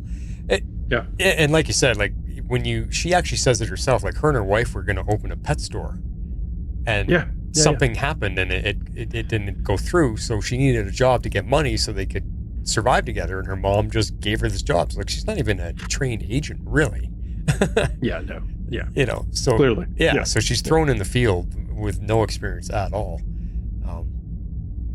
But she finds herself. That's what's interesting about her story, because ultimately, like you said, what breaks them up is she realizes that I found my purpose. My purpose is to be with this team and help where I can help, and help the world, help everybody, help Peacemaker, whatever. This is what I feel like I need to do. It's open my eyes to where I'm supposed to be, and it's not doing the pet store thing with you, and it's what ends the relationship. Well, and it's the I think there's also the awareness that she gains of herself to say, okay, I'm going to follow my mom's orders, and I'm going to place this diary where it indicts Peacemaker, right? Because that's what mom from the head of Argus is telling me to do. So I'm going to do it, until she sees the real effect that it has on him. And at that point, she's like, you know what? I don't care what I'm ordered to do. I'm a part of this team. My loyalty first is to this team, not necessarily Amanda Waller, who, even if she is my mother, right? So I think that's a great part of her journey in this season as well. Very true. I mean, she ends up going public with everything that her mom did. Just blows the whole thing up. So let me ask you, going back a couple minutes there, when she ultimately betrays Chris by placing the diary there, like, did that really piss you off? You're like, oh my God, like, I hate this character all of a sudden. Well, I mean, I felt the tension, right? And she doesn't know what the right thing is, right? Her mom is experienced, right? She's the head of Argus. She's telling her to do these things. She's trying to get the experience of being in the field. She's trying to understand where her allegiances lie and where they should lie, right? I mean, she does feel things for Chris, but she also knows he's a buffoon, right? So, when you're weighing out, Chris versus Amanda, right? Who wins, kind of a thing. But then to come away from that saying, okay, no, my allegiance really is toward the ones who are out here with me in the middle of the fight. So, yeah, that to me was a great arc. Yeah. Very true. All right, let's get to some of these random points here. So the one of the standouts of the show, and I don't know how much of our Legends show you listened to when we were talking about Legends of Tomorrow and all the other shows we've covered. I always really pay attention to the fight sequences. I'm into the choreography and all that kind of stuff because I've done a lot of that stuff myself. This show, the fight scenes were so well done. They were at like the exceptional violence, the level of violence that they took it to, blew me away at what they could do and how the stunts were pulled off. And I'm just, every time my jaw's just hitting the ground, like, holy crap! Like, he really took that. It was amazing. The over the top violence. I agree. Yeah. So I think back to Arrow and the Flash and things like that, and all those things were so incredibly choreographed. But I think what the difference in this is that it looks like it's just full on barehanded violence. It's raw. Yeah. And just kind of what you would expect from somebody who is of the stature and size of John Cena, right? Yes. But not just him. I mean, just from Chase and from all Harcourt. I mean, it was good because everybody seems to have the required level of I don't give a damn, and we're just going to get this done. Yeah, exactly. I mean, you mentioned John Cena. I mean, he's a massive human being. Like, he's up there with The Rock in just gigantic proportions. Can you imagine taking a full-on punch from him or a knee to the stomach? Like, I could not imagine the power that guy has behind him. Yeah. And I mean, you see what it actually does when he's hitting people. It just crazy. Yeah. Now, I know you mentioned this earlier, but I just wanted to bring it up again. The post-credit scenes. Every single episode had one. You just fast forward through the scrolling credits, and at the very end, they end the episode with a credit scene, and it's usually just a scene that we already saw, but it's an extended version of it that they're just going off ad lib and ripping the scene apart, and oh my god, they're so funny. Yeah. Yeah. Listing off the names of anybody else that Economos could have pinned pinned the crime on. That's one of the most. That was pretty funny. All the different actors, and so random too, the people that he names. And that's just John Cena going off the hilt. Yeah. Oh yeah, totally ad-libbed. Yeah. So good. So funny. Good. He's so good at that. I want to talk about the finale here. The last sequence in the episode. I mean, it was insane. When they're attacking the barn, they send Economos in to do a little bit of a stealth mission, which I thought was funny. Why Economos? The biggest, most bumbly guy you got is going to sneak in there, but they're like, we can dress you up like one of the 8 field agents, and you just walk right in, and that's what he ends up doing. But that, when all hell breaks loose and that fight is going on, that to me is what was insane, because this is just season 1 finale. I have no idea what's going to happen with the show, with these characters, where it's going, what the future is planned for the show. And one by one, everybody's going down. Yeah. And I'm just sitting there going, I really don't know if anybody's going to make it out of all of this, other than maybe Peacemaker. But I'm that, oh my God, they're killing the team one by one here. This is going to end as a tragedy. Yeah. Well, after the brutal, takedown of Myrn, right? And so we've already lost the head of the team. Yeah. And so, then when it comes down to the finale, you're right. It was questionable, whether there'd be anybody left. So, yeah. Well, especially with Hardcore, when she goes down, I for sure thought she was dead, because she gets taken down hard, and she's laying there coughing up blood, and like, I thought, oh my God, she's gone. She's a goner. Yeah. And we're... Yeah. It was intense. Really, really. That's a finale sequence. When you put us through the ringer as viewers like that, edge of the seat, and you don't know what's going to happen to your characters, that's how you wrap things up. That's just crazy. And it makes you feel so good afterwards that you realize, okay, they're going to be okay. Like, whew, we can take a breath. Like, that was insane. But then along with the finale, if you never saw it coming, and you can say spoiler alert, but this show was 3 years ago already. Yeah. The Justice League appears at the end. That was yes. Sort of. The Flash and Aquaman appear. The rest were in silhouette. But the fact that Jason Momoa and, I can't think of his name, who played the Flash. Ezra Miller. They're both there being part of the show, and they're making jokes about each other. I thought, what a fun little thing to add in there. Yeah, absolutely. and Gunn has always had envisioned one continuous interconnected story, right? And so he was trying at that time to tie Peacemaker into what was then the DCEU, right? Yeah. Before he had the opportunity to create and take the helm of the DCU, which is what he's doing now. Yeah. And how Peacemaker has become such an integral part of the DCU.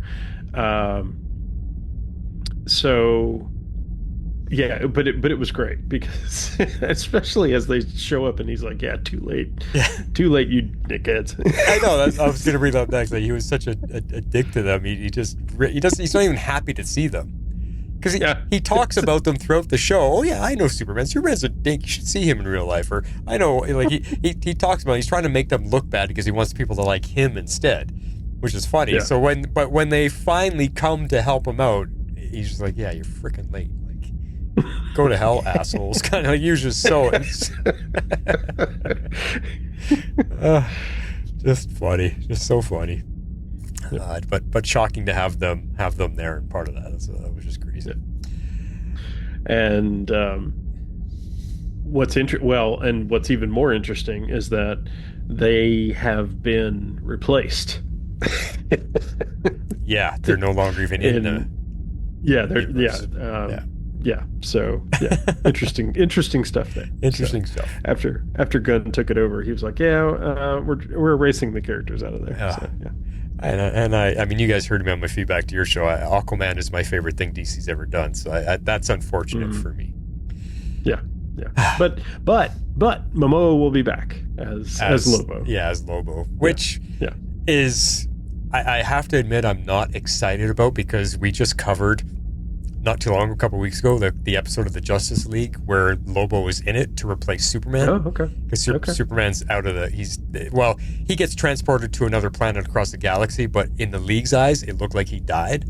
So they thought they're without Superman and they need a replacement. So they send out we need help. Lobo's the one who answers the call.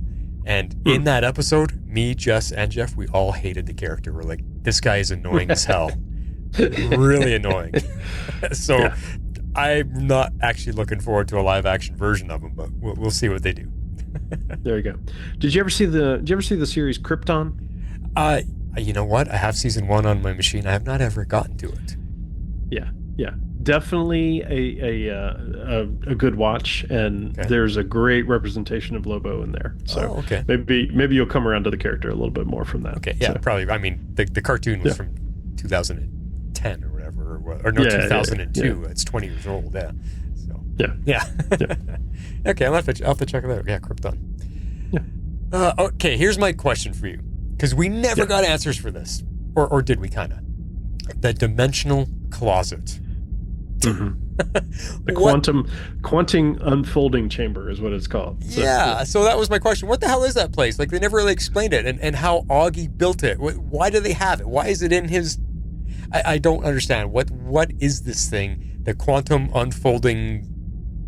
whatever you just said. It was too many big words. When Chris actually describes it to, I think it's to Adrian, he says, when he's telling him what it is.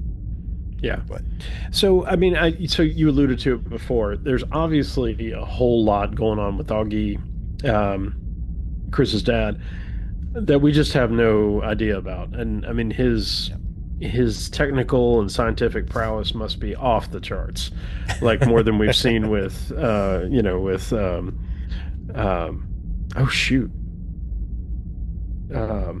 Oliver's woman. Felicity, thank you. Or Cisco, or any of them. So or Win, yeah. So good call out. So I mean, there's so much more going on there than and again, I know I know the whole kind of concept is stepped up in season 2. So I have the answers already. Yeah, but I don't think we've ever gotten the how did all this come to be, kind of a thing. So anyway, interesting questions. Well, I'm speaking. We're talking about season 1, so I'm speaking from the point of this is how I felt as I was watching it. But I now have finished season 2, so I do know the answer to the closet. They do actually give us the answer. So okay, but, all right. But at this point in time, I'm like, how is Augie developing this kind of technology? I don't understand. It's because you go in and there's other things in there. It's not just him and his helmets. It's crazy. Yeah. So, but cool. I mean, just cool sci-fi. I love sci-fi technology or whatever. Yeah. That's all kind of like from the film Superman. It's a pocket universe, kind of a thing. So there you go. More connections, right? Yeah. Yep. There you go. All right. Well, before we dive into our favorite scenes, anything else you want to bring up? I've kind of just rambled on, brought up as much stuff as I got written down. Anything else you want to bring up? No, your notes are incredible. They really are. I just think we can't emphasize it enough. This is such a human story, told through extraordinary people, of course, but at the heart of it is just raw emotion, right? And I don't think people understand the extent of what they're getting into with this. And it's funny because this is generally not my co-host Justina, not her cup of tea, but no. I've told her I'm just like, you really do need to invest in this. Not only because it connects now so much more in the DCU, but even in season 1, I was like, it's just a beautiful story. And you would never expect it, and it just really kind of hits you from the side and behind and in front and everything else. Really not expected, but really, really welcome. Yeah, I can just see how hard this would be for her to watch, to get through a lot of the stuff that's going on in this show.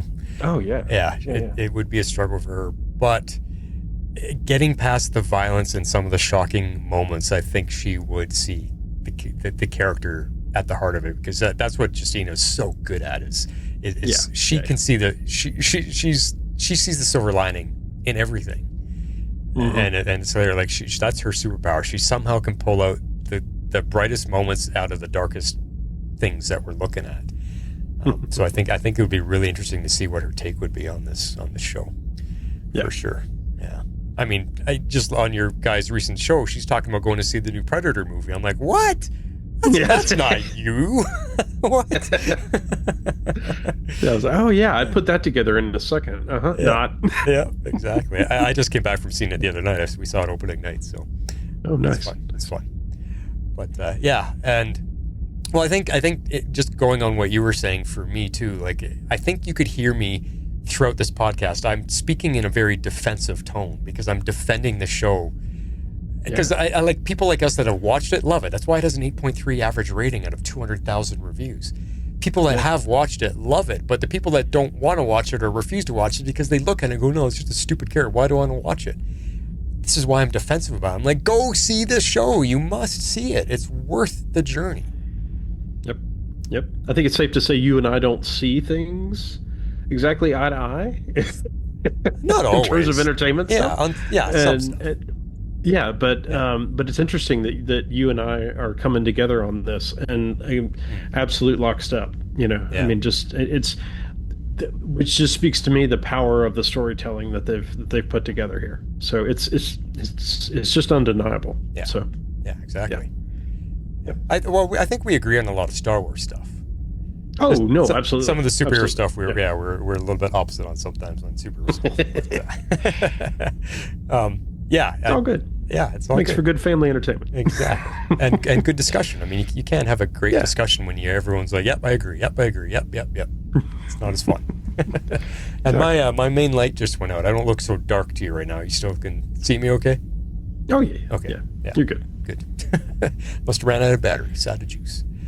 All right, well, let's move into our favorite scenes because we've got a few scenes to play from the entire season. We got a couple, and let's just get to that. Shape out an eagle. Nice. All right. Calling out the eagle. I love it. Love it. It was perfect. Yeah. So I'm going to talk about my absolute favorite moment in the show. It's not one that I'm going to play a clip from because it is just a big sequence, a montage of events, but we do have other clips that we will play that we can discuss here. But for me, it was in episode 6 when all the butterflies are loose and they're just going on, they're all out because they're realizing that we have to do this to be able to succeed in our mission to survive here. We got to get a lot of hosts. So they attack the police station. And the entire sequence was in slow motion. But man, that was a cinematic masterpiece of a sequence. Even though it was slowed down, the action was still happening fast. Like when these butterflies would attack the person and dive into their mouth, even in slow motion, it shows you how fast they were actually moving and why people couldn't defend against them. And just watching those butterflies fly into the people's faces at high speed with it slowed down was friggin' crazy. The way their heads would snap back as a butterfly flew in there. And the fact that it was just one continuous scene, like the camera was basically flying around the entire police station. It was one of those amazing moments like we see in the Daredevil TV series where it's one continuous take. No stopping, no pausing, no cutting to another camera angle. One continuous take, capturing every little moment of terror and horror that was happening. It was a brilliant sequence. Agreed. Yeah. Loved it. Good stuff. Oh. And you basically, you don't take a breath during it. It's that kind of moment. Yeah. That's my first one. What one do you like? I know I've got one here that we both selected, so I've got an audio clip from that one. Okay. Yeah. So as I told you earlier, I wasn't sure how well it would it work from an audio standpoint, but I think my absolute favorite moment is also from episode 6, and it's after Chris is he's gone through the roller coaster of what all's happening in this, and it's finally quiet for a little bit. He's had kind of an emotional exchange with Harcourt, Yeah. and he walks over to this piano that's in their base, their base of operations, Right. and he starts playing, and it is haunting, and it is just absolutely gorgeous, and it's augmented by the fact that it is John Cena. He is actually playing, because he is phenomenal and such a diversified and fantastically talented guy. Yeah. And Yeah. that is his playing. And so, especially as you rewatch it, you're like, I'm just blown away. Yeah. Every time. Yeah. So, And I didn't know that until you told me that. I was like, oh, I didn't realize that was actually his playing. Like you said, he's multi-talented for sure. yeah, yeah.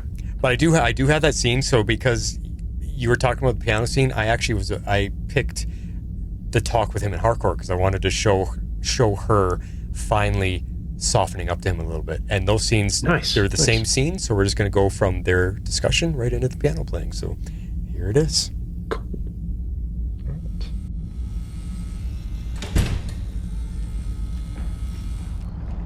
Hey, did I bio leave? I think she went home, yeah? She avoid me or something? Why would she be avoiding you? Here, What is it? it's a P90. I put a double piece on it for you. Yeah, it's facing the wrong way. Tail should be on the right. Super nice though, thank you. Sure. I don't think I really care about the double piece. I just think I said that because I don't want to kill people anymore. No offense, but we could be taking on dozens of those things tomorrow. I'm not sure right now is the best time for you to go all Mahatma on us. No, I'm fine killing aliens, especially the bug ones.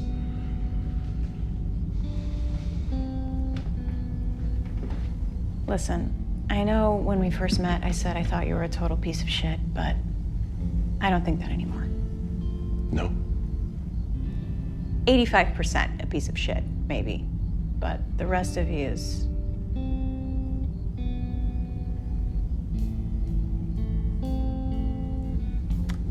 Night, Chris. Good night.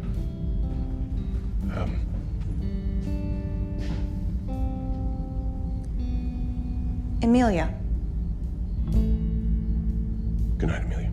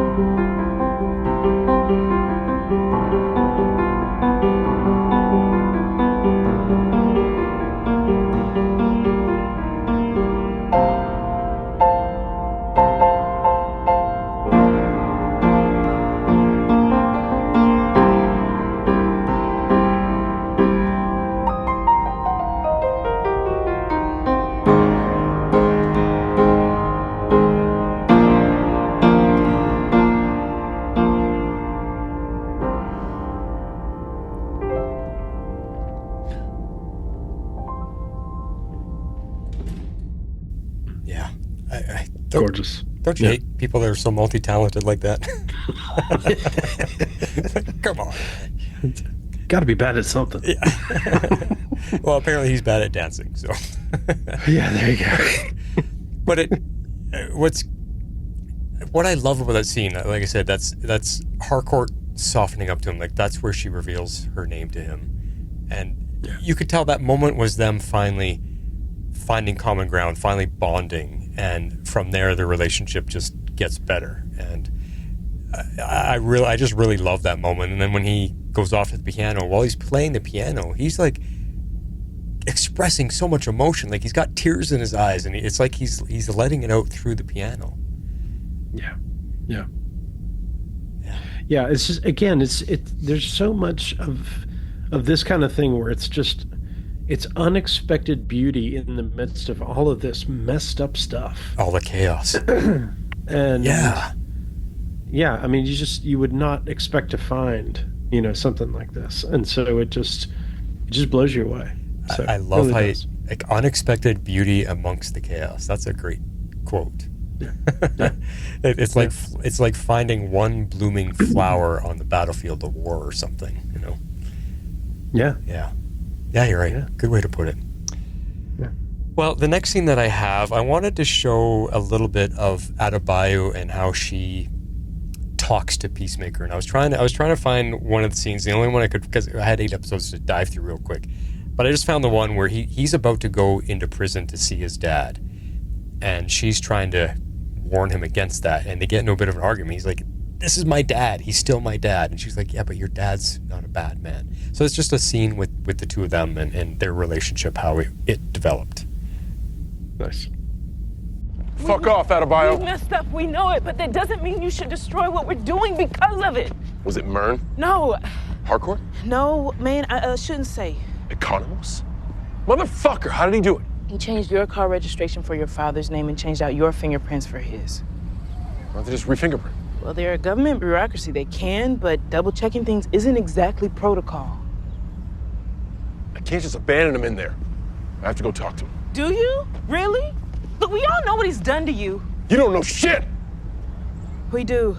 It's in your files, Chris. It's Chris now? How he's treated you your whole life? What's it say? Nothing, just... Okay, he's got his issues, right? Issues? He's a white supremacist who used to dress up as a supervillain called the White Dragon. He's not as bad as he seems. He thinks people with my color skin are second-class citizens. That's fucked up, okay? People change. And he's actually a good guy inside. Yeah. Well, we all want to believe that our parents are flawed but innately good, and maybe, usually, that's the case. But not here. Your dad is not a good man. Not to the world, and especially not to you.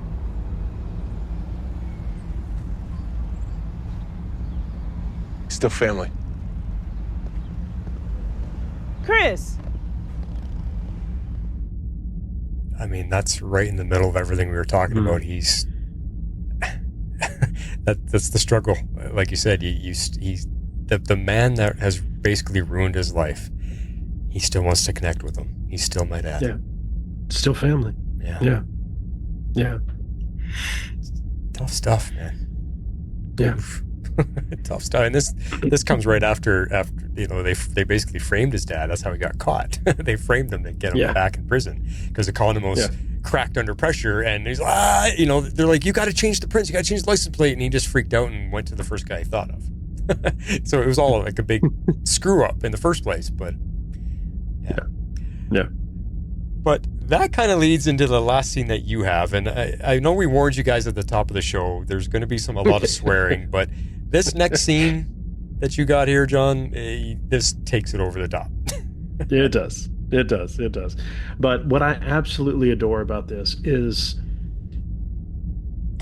the motivation that Vigilante has, right? Because Adebayo has basically told him, look, I don't, after this exchange that we just played with Chris, she goes to Vigilante, kind of working the system a little bit, trying to manipulate him a little bit, and just says, look, I don't think that we're going to be able to do what we need to do until we get Chris's dad out of the way, and she's not telling him to kill him, but the fact of what she's saying is like, we need to get rid of him. And so Vigilante like goes to the backyard of the prison or whatever and just totally like destroys something so that he is put in jail, so that he can go in there and take his dad out. Yeah. And that to me is Adrian Chase in this role summed up, right? And the way he's able to handle himself in this scene is what always just I'm just pumping my fists and excited, for Adrian to go in here and do what he does. Do what he does. Yeah, he went to the back picnic area, like where the cops all have their lunch, and he picks up a garbage can and throws it through the window while they're all having lunch there. So it's pretty funny. So he's in the prison now, and this is where he goes to find, Augie and face him and his goons. And it's the mouth on this guy is just insane. So you're warned. There's a lot of stuff here. Gene says, yeah, sure, I'll teach him how to fight. Hey, kid, look over here. Kid looks over, he whacks him on the back of the head and says, that's the first fucking rule. Keep your eye on your goddamn opponent.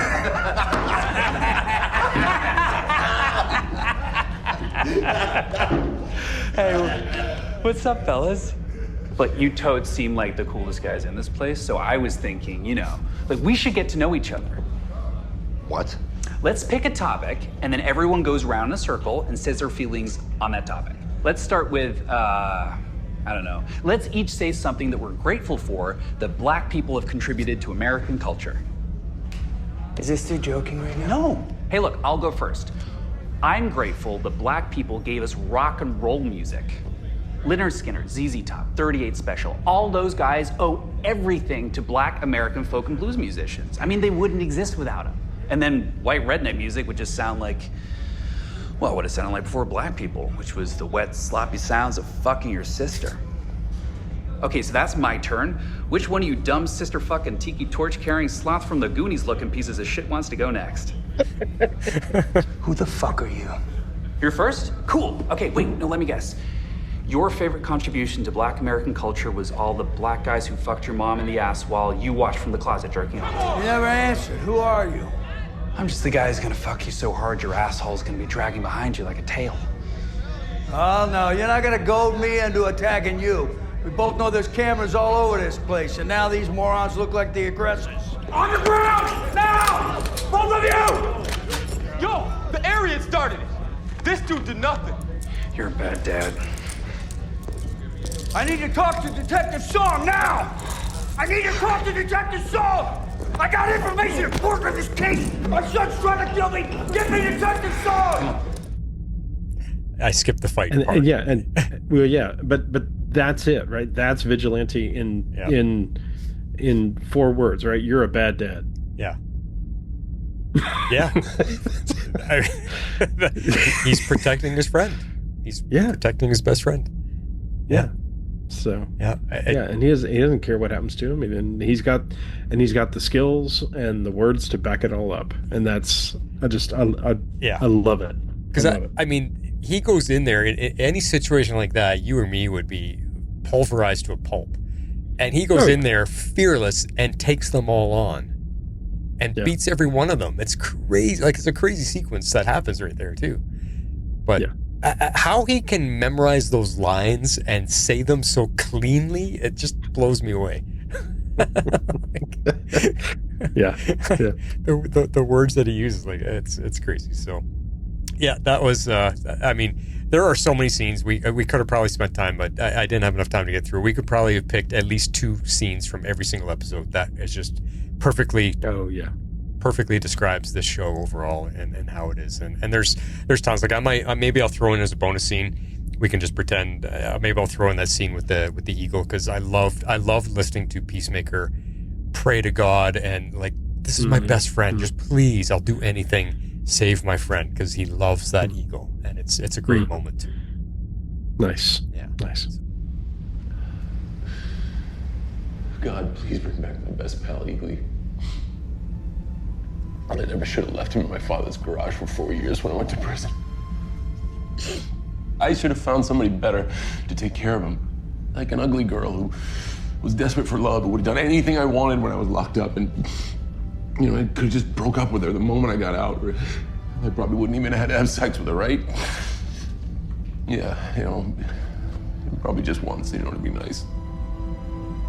And probably because I was getting out of prison, I didn't want to anyway. It wouldn't even been a chore. But I was selfish. And I was a bad friend, eagerly. The only one besides Keith that ever loved me for real. Oh, fuck. Please, God. Don't do anything you want. Just please, please. Keep Eagly alive.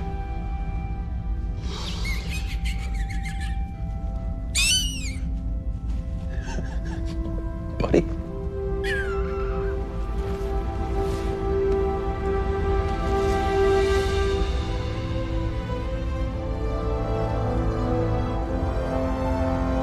You know you're so happy to see me today, wrap his wings around me and hug me. An eagle hugged you. Oh, yeah. Yeah, I call bullshit on that. You don't want to believe in miracles, that's on you.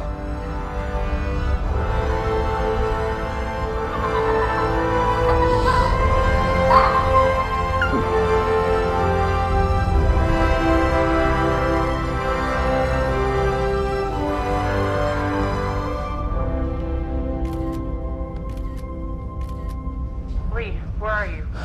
You said you're gonna be here 2 hours ago. Babe, I just saw an eagle hug a human. With everything going on, what? Yeah. Fuck. Maybe it's a sign. But we'll pretend that we're moving right on. If I get that scene in or not, let's move on to feedback, because we did get some feedback. There's been a bit of feedback that's been sitting here in my inbox since season 1 ended, and I announced that I wanted to do a solo show because neither Jeff had watched it. And I was going to originally come on and do a solo show and talk about Peacemaker all by myself.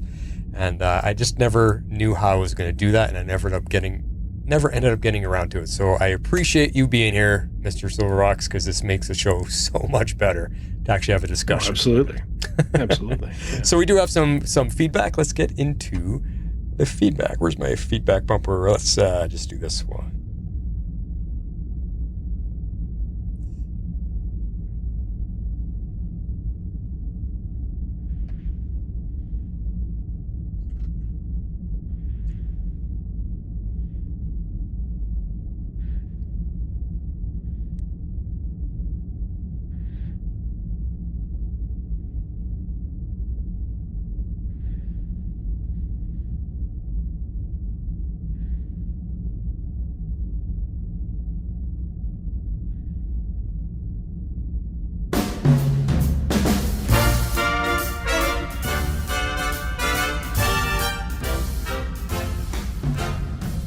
Don't hide all night and day and wish that you could have your say.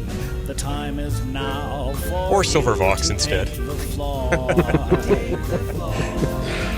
All right. Oh, Dan the Man. Love Dan the Man. I played the longer one because it gave me enough time to write down the timestamp where I have to edit out the mess up there. All right. First up is an email from Phoenix, and I'll let you read what Phoenix has to say.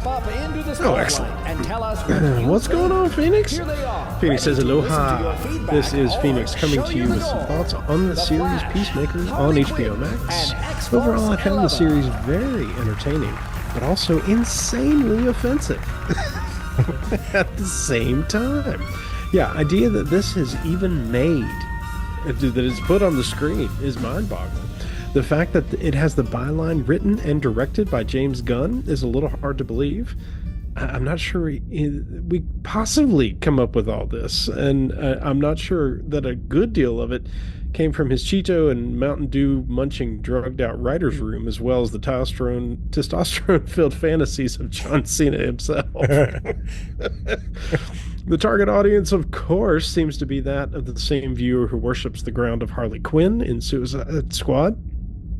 but it also borrows heavily from other over-the-top superhero offerings such as Kick-Ass, The Boys, Deadpool, HBO Max's own Doom Patrol, and of course the original Kevin Smith's J-Bob Strikes Back. Yeah. I would also be remiss to mention the similarities to James Gunn's own Guardians of the Galaxy over in the Mouse House, from which he steals Peacemaker's love for music, the soundtrack in general, and I would say the opening number, with the peppering of Austin Powers.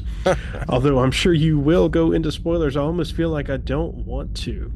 You have an episode to discuss the whole series, so I'd rather just focus on what worked and what didn't. All right. The overall team dynamics did work well. I was a bit skeptical at first when it seemed like there was, again, a sort of Amanda Waller conscription plot going on, but not really any other anti-heroes, and that it wouldn't work well at all, but mostly the time was filled by Smith's sheer stupidity.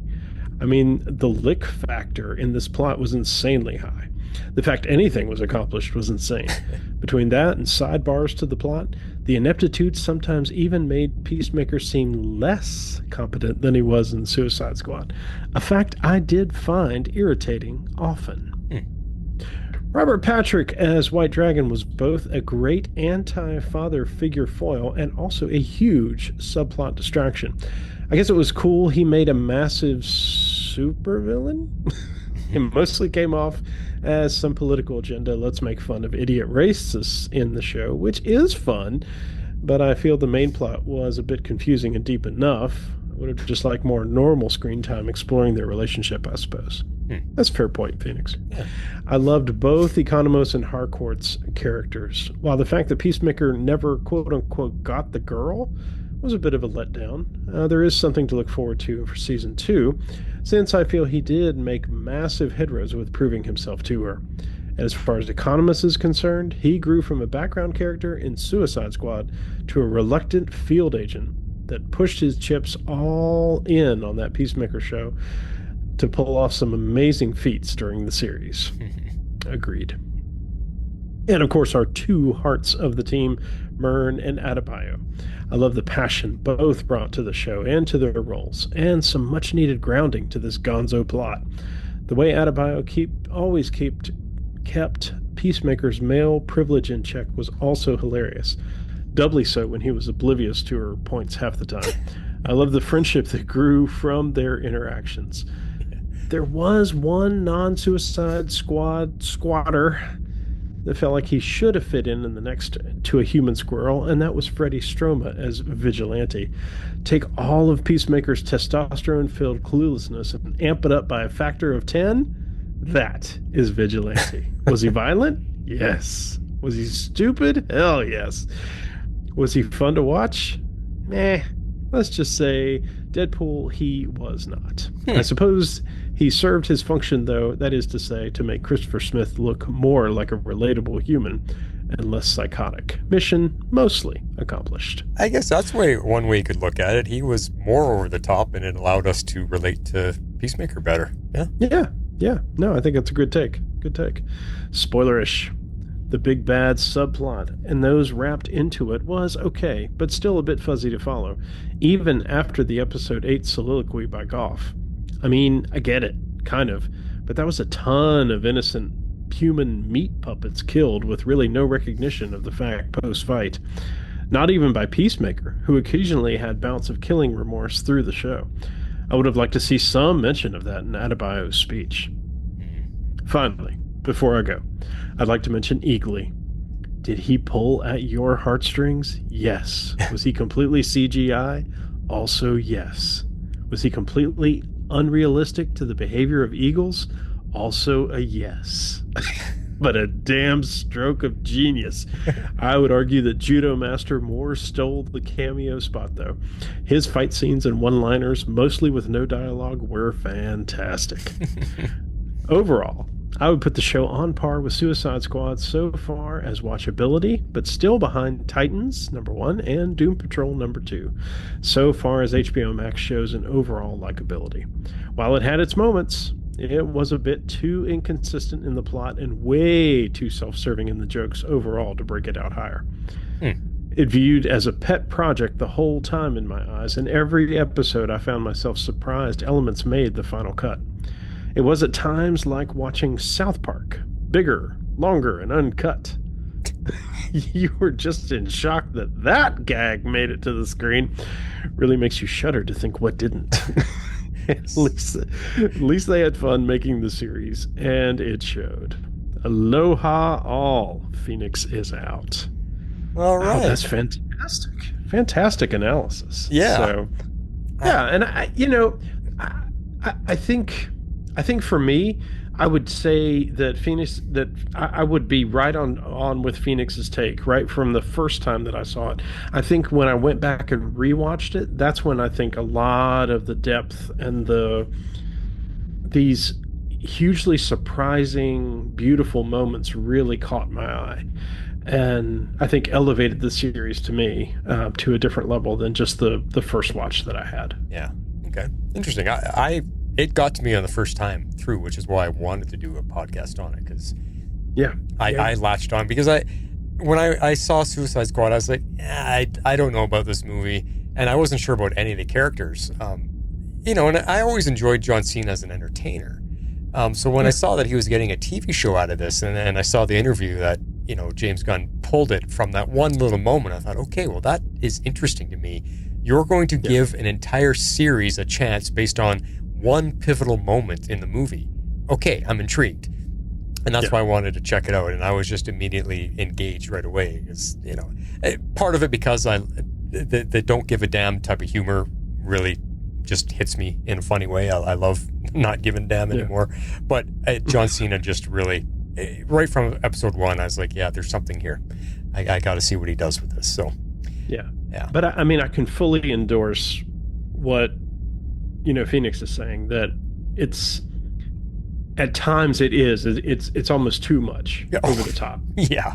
Oh, for sure. And like nobody decided to put a filter on anything, and overall it worked. But sometimes you were still like, wow, that's too far. I mean, there was no lines they didn't jump over, that's for sure. Yeah, exactly. So. And what's funny is the part that broke me, the part that I was like, that was a little too much, was in the finale episode when Adebayo puts on the helmet and becomes the human missile. That's why I went, no, that didn't look good. That was kind of cheesy. That was the part that I was like, no. Everything else I was okay. Well, there you go. So, there you go. Kind of funny. All right. Well, next up is somebody we haven't heard from in a long time. We used to hear from Tails quite often back when we were covering Legends of Tomorrow. So here she is talking about Peacemaker. And she says, this show is amazing. And I'm so glad it has been renewed for a second season. I ended up binging the first 5 episodes, then watching the last 3 as they came out each week. The title sequence is possibly my favorite title sequence of all time. It is fun and awkward, just like the show, and it gave hints to characters we hadn't seen yet. Also, Eagly is truly the star of the show. Told you, that opening sequence. Yep. Each of the characters are quirky, unique, and enjoyable to watch. Maybe with the exception of Harcourt, although I am hoping her character gets more in the next season. I was sad to see all the cops killed off at the end, particularly Detective Song. I really liked her as an antagonist for the team. And I did too. I was a little bit sad that she went down. Yeah. The butterflies were a good story focus. They were a terrifying foe, but also really cute. I wish they could have kept Goff in a jar for longer, but it was necessary for the story to move along. Yeah. I really enjoyed Peacemaker's character. His journey was absolute douchey to trying to better himself was fantastic, and considering just how annoying Vigilante is, Peacemaker is truly a saint for not killing him. Random side note, the 30-second scenes after the credits were great, and I hope they continue with them next season. Overall, I give the show 9 high-powered explosives used on random junk out of 10. Definitely one of the better shows to come out in recent times. Nice. Nice. That's high praise from Tails. Glad to hear from you, Tails. It's been a long time since Legends ended, so good to hear from you there. Next up, we got a couple of voicemails, and we're going to kick it off with Comic Geek Kev, a standard stalwart. He's been with us for years, and he's our frequent contributor. Here he is on Peacemaker Thoughts. Good morning, delayed legend. So thank you, Martin, for sending me back this email. I vaguely remember doing that. And looking at it, it's from February of 2022, so it went that long between seasons of this show, which is just amazing. Anyway, but I reread my email, and this is before I was doing the recording, and the typos are ridiculous. It says I did it on my phone, which totally makes sense. So I'm just going to basically read it. So sorry if this is late. I just saw the Facebook post from 3.5 years ago, or 3 years ago. I went into the show without a lot of high hopes, but hey, DC superhero show, so it's not like I was going to watch. I wasn't that familiar with the character. But I loved it. It's really well done, and it was way more than I thought. Of course, it's not surprising that we would see some of Chris's background, but I guess that's not what I was expecting. They were pretty basic in the description of his description in the last movie. So it was nice to see his formation into the person that he is, even if he's not a true hero. I love the supporting cast as well. All were written well, great performances with some sometimes silly dialogue that for the situation, but the situations were wild. And they really came together as a team. That's to be expected, but I thought it was really well done. I'd love to see them all come back and maybe add some new people to the mix, maybe even someone with powers. Someone D-list we haven't seen before. I think Gunn has shown that he can do a lot with that kind of character. I wasn't thrilled at first with the way the vigilante was portrayed. It's so far off the original comic version, but he grew on me, and the costume was 100% accurate. And I just want to comment here that how far this character is off of the comic character, or even the way he's portrayed in Arrow, is unbelievable. But I mean, leave it up to James Gunn, I guess. Judo Master didn't do much for me, but that's about the only negative I had. Not even negative so much as the performance was good and the fight scenes are great. But why him? Why that take? But it didn't take away much from me from the enjoyment as a whole. Now, after seeing the second season, he's definitely grown on me. I've seen Cena and some other stuff. I knew he has some acting capability, but he's practically made for this role. Even more so after season 2. I'm assuming season 2 will deal with the fallout of Task Force X being revealed. The use of the Justice League at the end was brilliant. Seems like Godot and Cavill were unavailable or unwilling, but cool to see Momoa and Miller, even if only very briefly. Then, of course, we know what happened when they redid that for season 2. Overall, great job to the creatives, and I can't wait for more. And little did I know how long we were going to have to wait for more. But anyway, just wanted to record it since I didn't want to have you go through the headache of trying to read all my typos. And I had a problem. So anyway, if I had to give a score to season 1, I would say 8.5 out of 10. Reluctant sort of heroes. Trying to be a hero? I mean, I guess he was trying to be a hero, right? I don't remember everything about season 1. But anyway, this is Comic Geek Kev, turning the page. And again, I appreciate you sending this back to me. Looking forward to the podcast. Thanks. No problem. Good to hear from you, Kev. Yeah, for sure. Good thoughts as always, and reluctant hero. Yeah. Peacemaker really. Ultimately, that's what he just wanted to be loved. From however way you could get it, as a hero, as a man, whatever. That's really what the story was. Yeah. Interesting that he had a really hard time with the portrayal and the writing of Adrian Chase, right? You know, we can't help it, right? We have ideas of these characters, and we're walking into these projects, thinking they need to be the way that they are in our heads, right? What we've experienced, what we know these characters to be, and when they're not presented in that way, it kind of takes us off kilter a little bit. So. So I can appreciate that. He had a different understanding of who vigilantes should be, and I hope that I don't know. I mean, again, I don't have the experience of season 2, but I hope what he found in the more rounded out character throughout both seasons maybe started to grow on him a little bit. So maybe. You know what's so funny is. Right over my head, I did not connect Adrian Chase to the Arrow character. I completely. Oh yeah. I was like, and he was a psychopath. Yeah. that went after Oliver. That was like a personal. That was the season that brought Arrow back, because it was losing it a little bit. Yeah, and that made it personal and brought Arrow back. I'm like, what? Okay, those are supposed to be the same characters.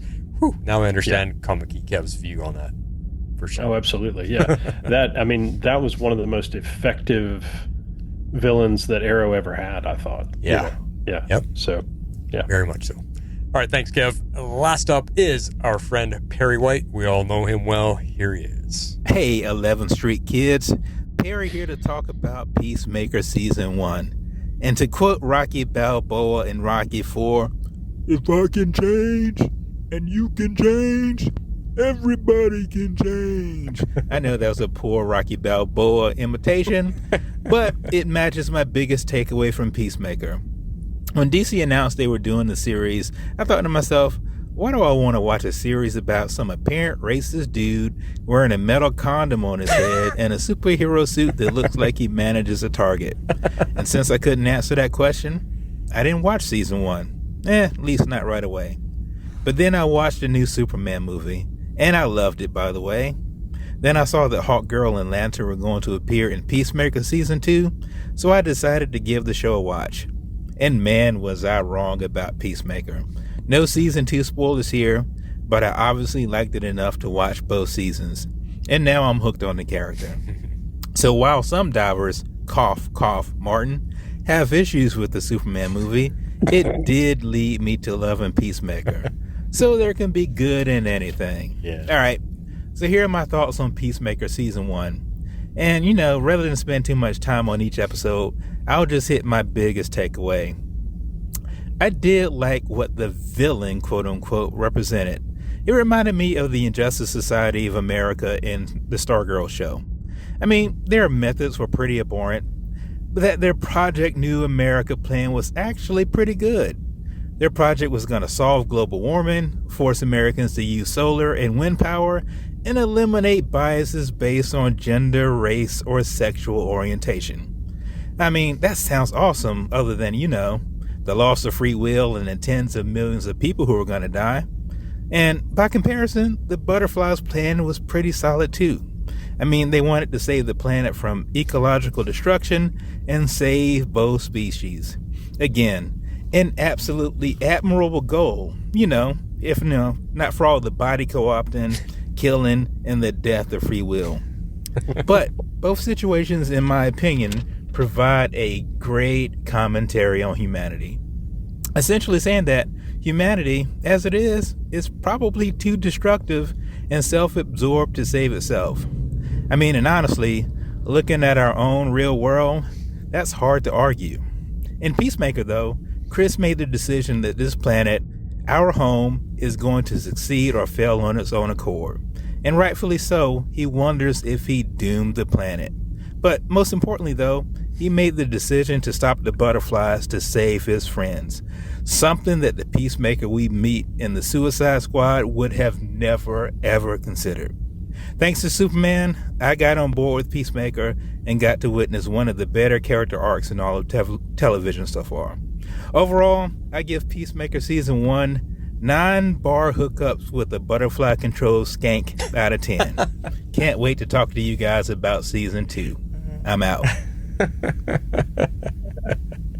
Thank you so much, Perry. Yes, Perry. It was awesome. Finally got that into us. I kept bugging him. I was bugging him. You got to send feedback. Because I knew he was watching it. So, yeah, he and I had a conversation about Season 2, Episode 1, which is takes graphic to a whole new level. And so I'm really glad that he took the time to put feedback together for this show. This is fantastic. Yeah, so much so. And you know what? I got Superman sitting here waiting. I'm going to watch it a second time, and I'll let you guys know if anything changes on my view after the second time watching it. Just you guys got to remember my feedback. I got jumped on. I didn't hate the movie. I just had issues with a lot of the things in it, but there were still some good. I found a lot of good stuff. So I'm going to see if some time away from it and watching a second time now will change a few things. I'll let you know. But Okay, yeah. Send your feedback on over. Yeah. Dive into DC at gmail.com. I've got a little piece of note paper here that's got all my thoughts written down. So I gotta get down to that. Anyway, thank you guys for being part of this special bonus episode. And as Perry suggested about season 2, yes, I think we're going to cover season 2. Same thing, single episode covering the entire season. We'll give Silvervox here some time to get through it. I did just complete it the other day, and I will have to sit down and rewatch it again to prepare for the show. But we will look at doing that probably. I don't know if we'll do that before Christmas. It's probably getting to a busy time of the year. We'll figure that out behind the scenes and let you guys know. But it won't be as long of wait as you waited for this season 1 coverage. That is for sure. That's right. We won't take 3 years. And for those of you that are listening, what we have coming up, we are trying to get a Cybercast network show together, and I did reveal this on our Tomorrow's Legends, our finale for Justice League. We are going to do a network-wide bonus show before Christmas, so we just have to figure out a good day for everybody. But your project, your homework is watch every finale of the Arrowverse. So that is Arrow, The Flash, Supergirl, Stargirl, Black Lightning, and Batwoman. Watch just the finale episode, and then Legends of Tomorrow. Don't forget Legends of Tomorrow. And Legends of Tomorrow. I can't believe I forgot that one. That's where this show is all based on. But we're going to watch the finales of every episode, and we're going to Superman and Lois? Superman and Lois, all of them. My God, I'm forgetting all the major ones here.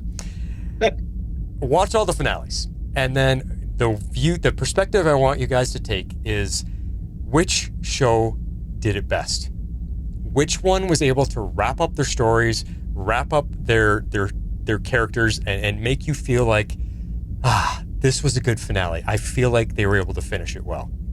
And even if you haven't watched, because I never did finish Batwoman, and I still got to get back to Supergirl. I haven't finished all of her yet, and I never finished Black Lightning. So I'm going to jump just to the finales, because it's too much to ask you guys to watch the entire shows. If you never even watched them at all, watch the finale and judge it based on, wow, that was actually a pretty good episode. I think I want to go back and watch the rest of the series now. Judge it on that if you've never watched the show. But if you did watch the show, then judge it on how well did they get to finish their story. And we're all going to come back and we're going to discuss it as a network and see where our feelings are and rank them and all that kind of stuff. And we want feedback from you guys. We want to know your thoughts on that as well. Sound like a fun one? I like it. All right. I like it. Because the Arrowverse is done, right? So I want to send it off into the sunlight with one last, or into the sunset with one last good discussion. Excellent. So the Green Butterfly, Justina, my partner, and I were discussing this on our last show. You may remember Gotham Knights, which came out. Oh, I never watched that one. Yeah. Well, and so our question is, does this qualify as Arrowverse or not?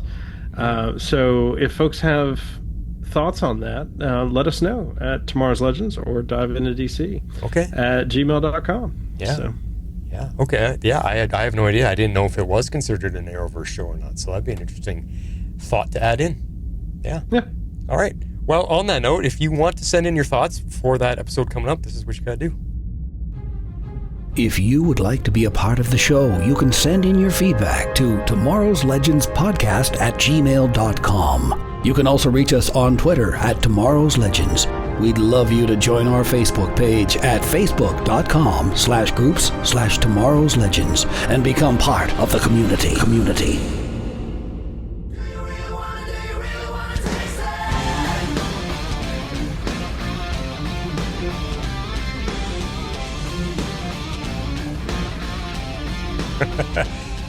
How can we not end the show with one of the greatest intros of all time? So we'll have that playing in the background while we wrap this thing up. Silvervox, John, I appreciate you coming on and staying up late with me tonight and just getting to talk Peacemaker. It was a much better show with the two of us. Absolutely. No, this is so much fun. And we really can't encourage folks enough. If we haven't given too much away, dig yourself into this series. It is so worth it. Yeah, it's so worth it. Just give it a try. And watch the character growth that Peacemaker goes through. John Cena will surprise you. He is just absolutely amazing. And if you're listening to this podcast because you already watched the show, you know what we're talking about. So. Yep. It was excellent stuff, guys.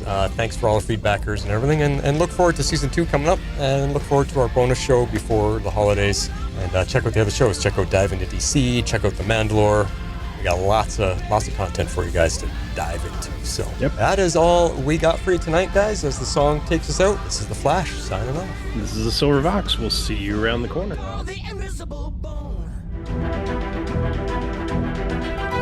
Tomorrow's Legends is not affiliated with CBS, Warner Brothers, HBO, or the CW. We're a fan-made podcast for entertainment purposes only and are part of the Cybercast Network.